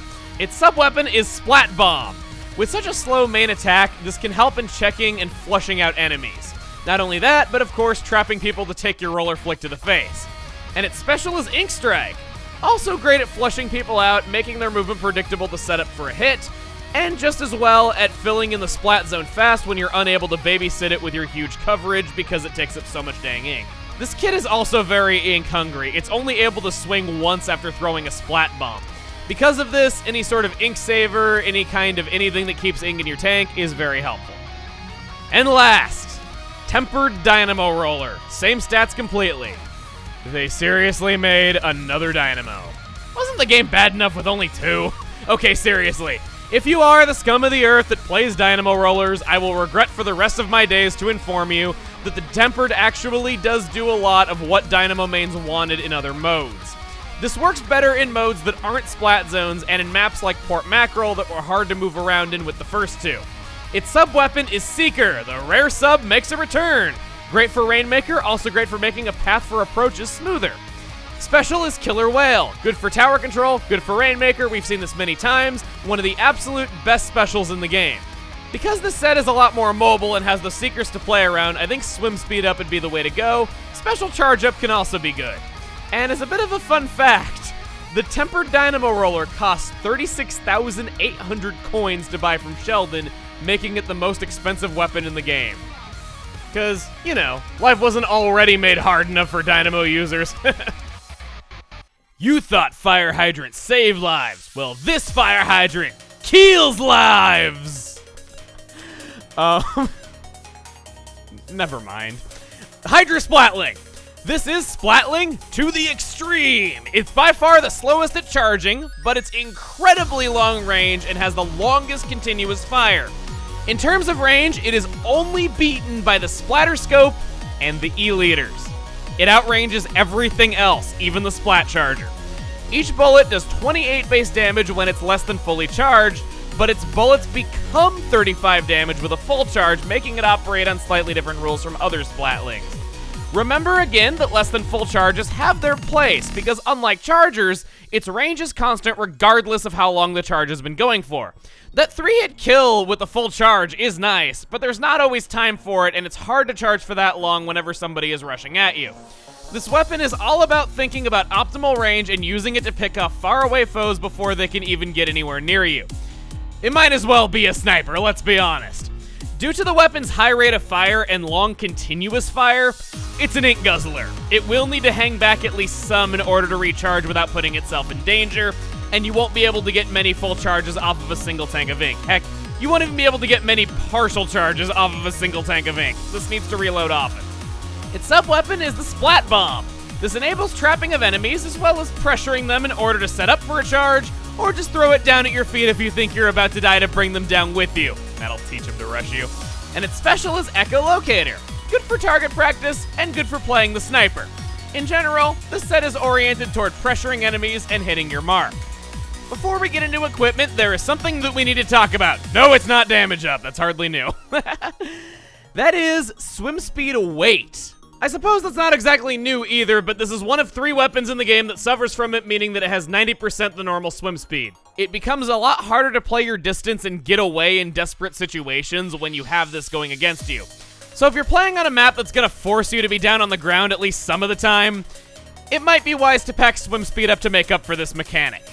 Other than that, this is probably one of the best weapons for bomb range up in the game because its range is just so ridiculous and you'd want to use that in tandem with your attacks. It's alright. I also want to recommend Tenacity a lot because of just how far and disconnected this is from the action. It's not a charger, but for the same reason that you'd want Tenacity on a charger, it makes sense. And its light special depletion makes it great because you're going to be getting that echolocator all the time, even if you do die a couple times yourself. And now, Custom Hydra Splatling. The first time out of 6 that they said it was the final thing they were adding to the game. Same stats completely. Its sub-weapon is Sprinkler. This set is less about pressuring and is useful in splat zones thanks to its Sprinkler and its special, which is the Bubbler. This is the center of this set. Between the fast rate of fire and the range of the main weapon and the Sprinkler sub, this special will be available very frequently. Basically, it's there so that you can maintain survival and serve as support whenever you're forced to fight up close, and it can be very useful in ranked battles, allowing you to charge from behind it. The ability recommendations aren't too terribly different, but I thought I would reiterate that sprinklers aren't affected by bomb range up because it's a mistake that I see made a lot, and I used to make it myself a lot too. Overall, the Hydra Splatling has very high highs and very low lows. It is stupidly powerful when playing to its strengths, but it has a lot of things going against it. I'd recommend this to someone who plays the Splat Charger and wants a similarly capable weapon, with the big positive being it doesn't have that pesky laser aim assist to show your opponent where you're aiming at. We've killed people using a paint roller, a bucket, a hairdryer, and a fire hydrant. How are we gonna top that?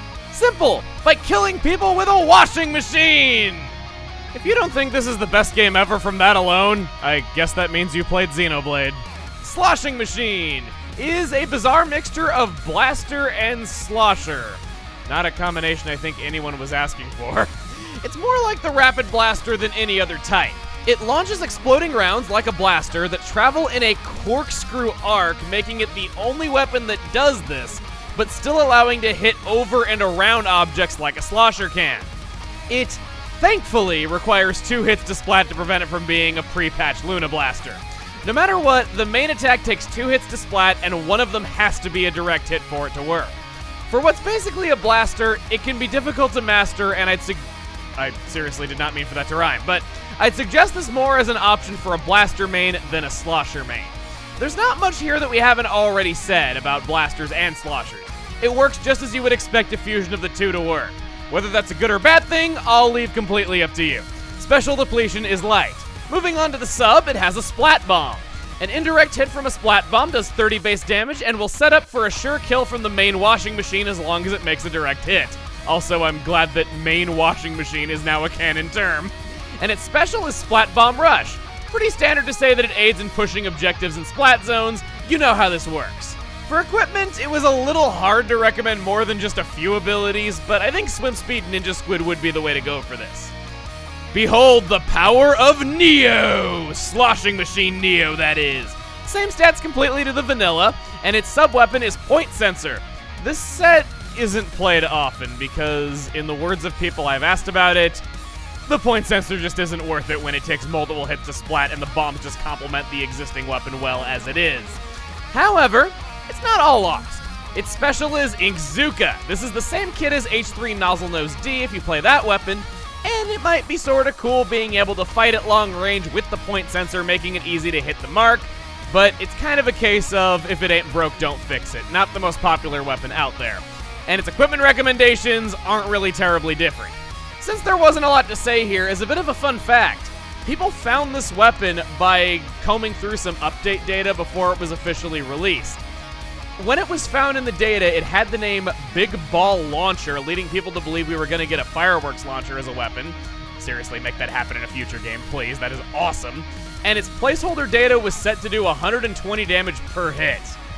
People had no clue what to expect with this one. I said Rapid Blaster Pro was the most forgettable weapon design of all. But there was a weapon so forgettable that I didn't even think of it when saying that, because Rapid Blaster Pro easily loses that throne to Range Blaster. A weapon so forgettable that people have been telling me out of all corners that I forgot to talk about this thing since we went over the regular blaster, and I have never heard the end of it. And you know what? I can't blame you all for thinking that way. All they did was take a regular blaster and extend the spring in the barrel. That's it. They made one part of it go sproing and called it a new weapon. Oh, right, this thing had stats to go over. Anyway, the gun itself might look exactly the same as the vanilla blaster, but contrary to how important the designers thought it should look, it's a completely separate thing with much more different stats than you'd expect.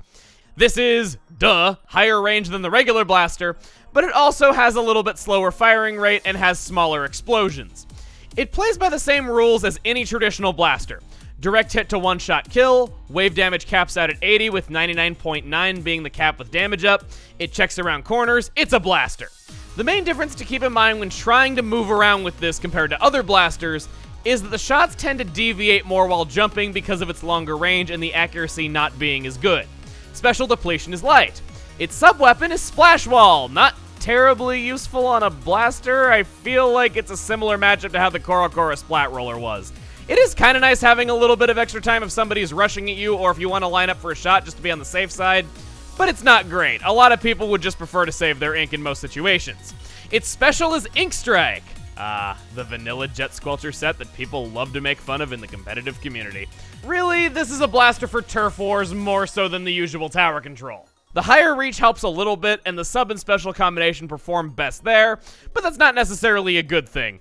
In the way of equipment, swim speed up, Ninja Squid, always great, lets you space apart for your shots well and to go undetected.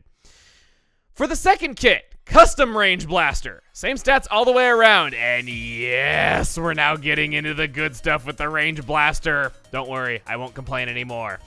This is another one of those alts that is more popular than the original in most situations. Its sub-weapon is Splat Bomb. An indirect hit from one of these babies can set up for an easy kill with the main gun, or just outright use it as a trap to get a one-hit kill without even needing to fire. And its special is Krak-On.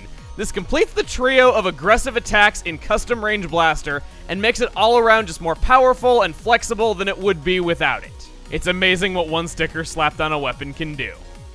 As for equipment, everything I said before stands true, as well as anything that helps out a Krak-On. Probably not gonna wanna run Ninja Squid on this because it'll slow it down. And just when I thought I was done with triple kits, this weapon also managed to be so forgettable in its design that I forgot about Grim Range Blaster. Easy come, easy go. Also a pretty viable option. Sub-weapon is Burst Bomb. I'm gonna say it right now. You're used to hearing me say it, and it's so fitting that for the last weapon we're talking about, I am going to put so much emphasis on this. Use damage up! Wanted to be loud and proud about the last time I'd ever say it, sorry. It lives up to its name, being downright sadistic in allowing it for an indirect hit with a burst bomb, followed up immediately by an indirect hit from the main gun, comboing into a fast kill with a huge margin for error. It's easy to land, and the combination of burst bomb into a direct hit with burst canceling will turn anyone into a Lord of the Underworld. I guess that's why they call it Grim Range Blaster. Special is Killer Whale. Cheapest special in the game to afford, could not be more at home than with a blaster that takes a while to get its specials. Pushes enemies back, works well in Rainmaker, you know this and you know it well. For equipment, damage up, damage up, damage up, damage up, damage up, damage up, damage up, damage up, damage up, damage up. This LP in a nutshell.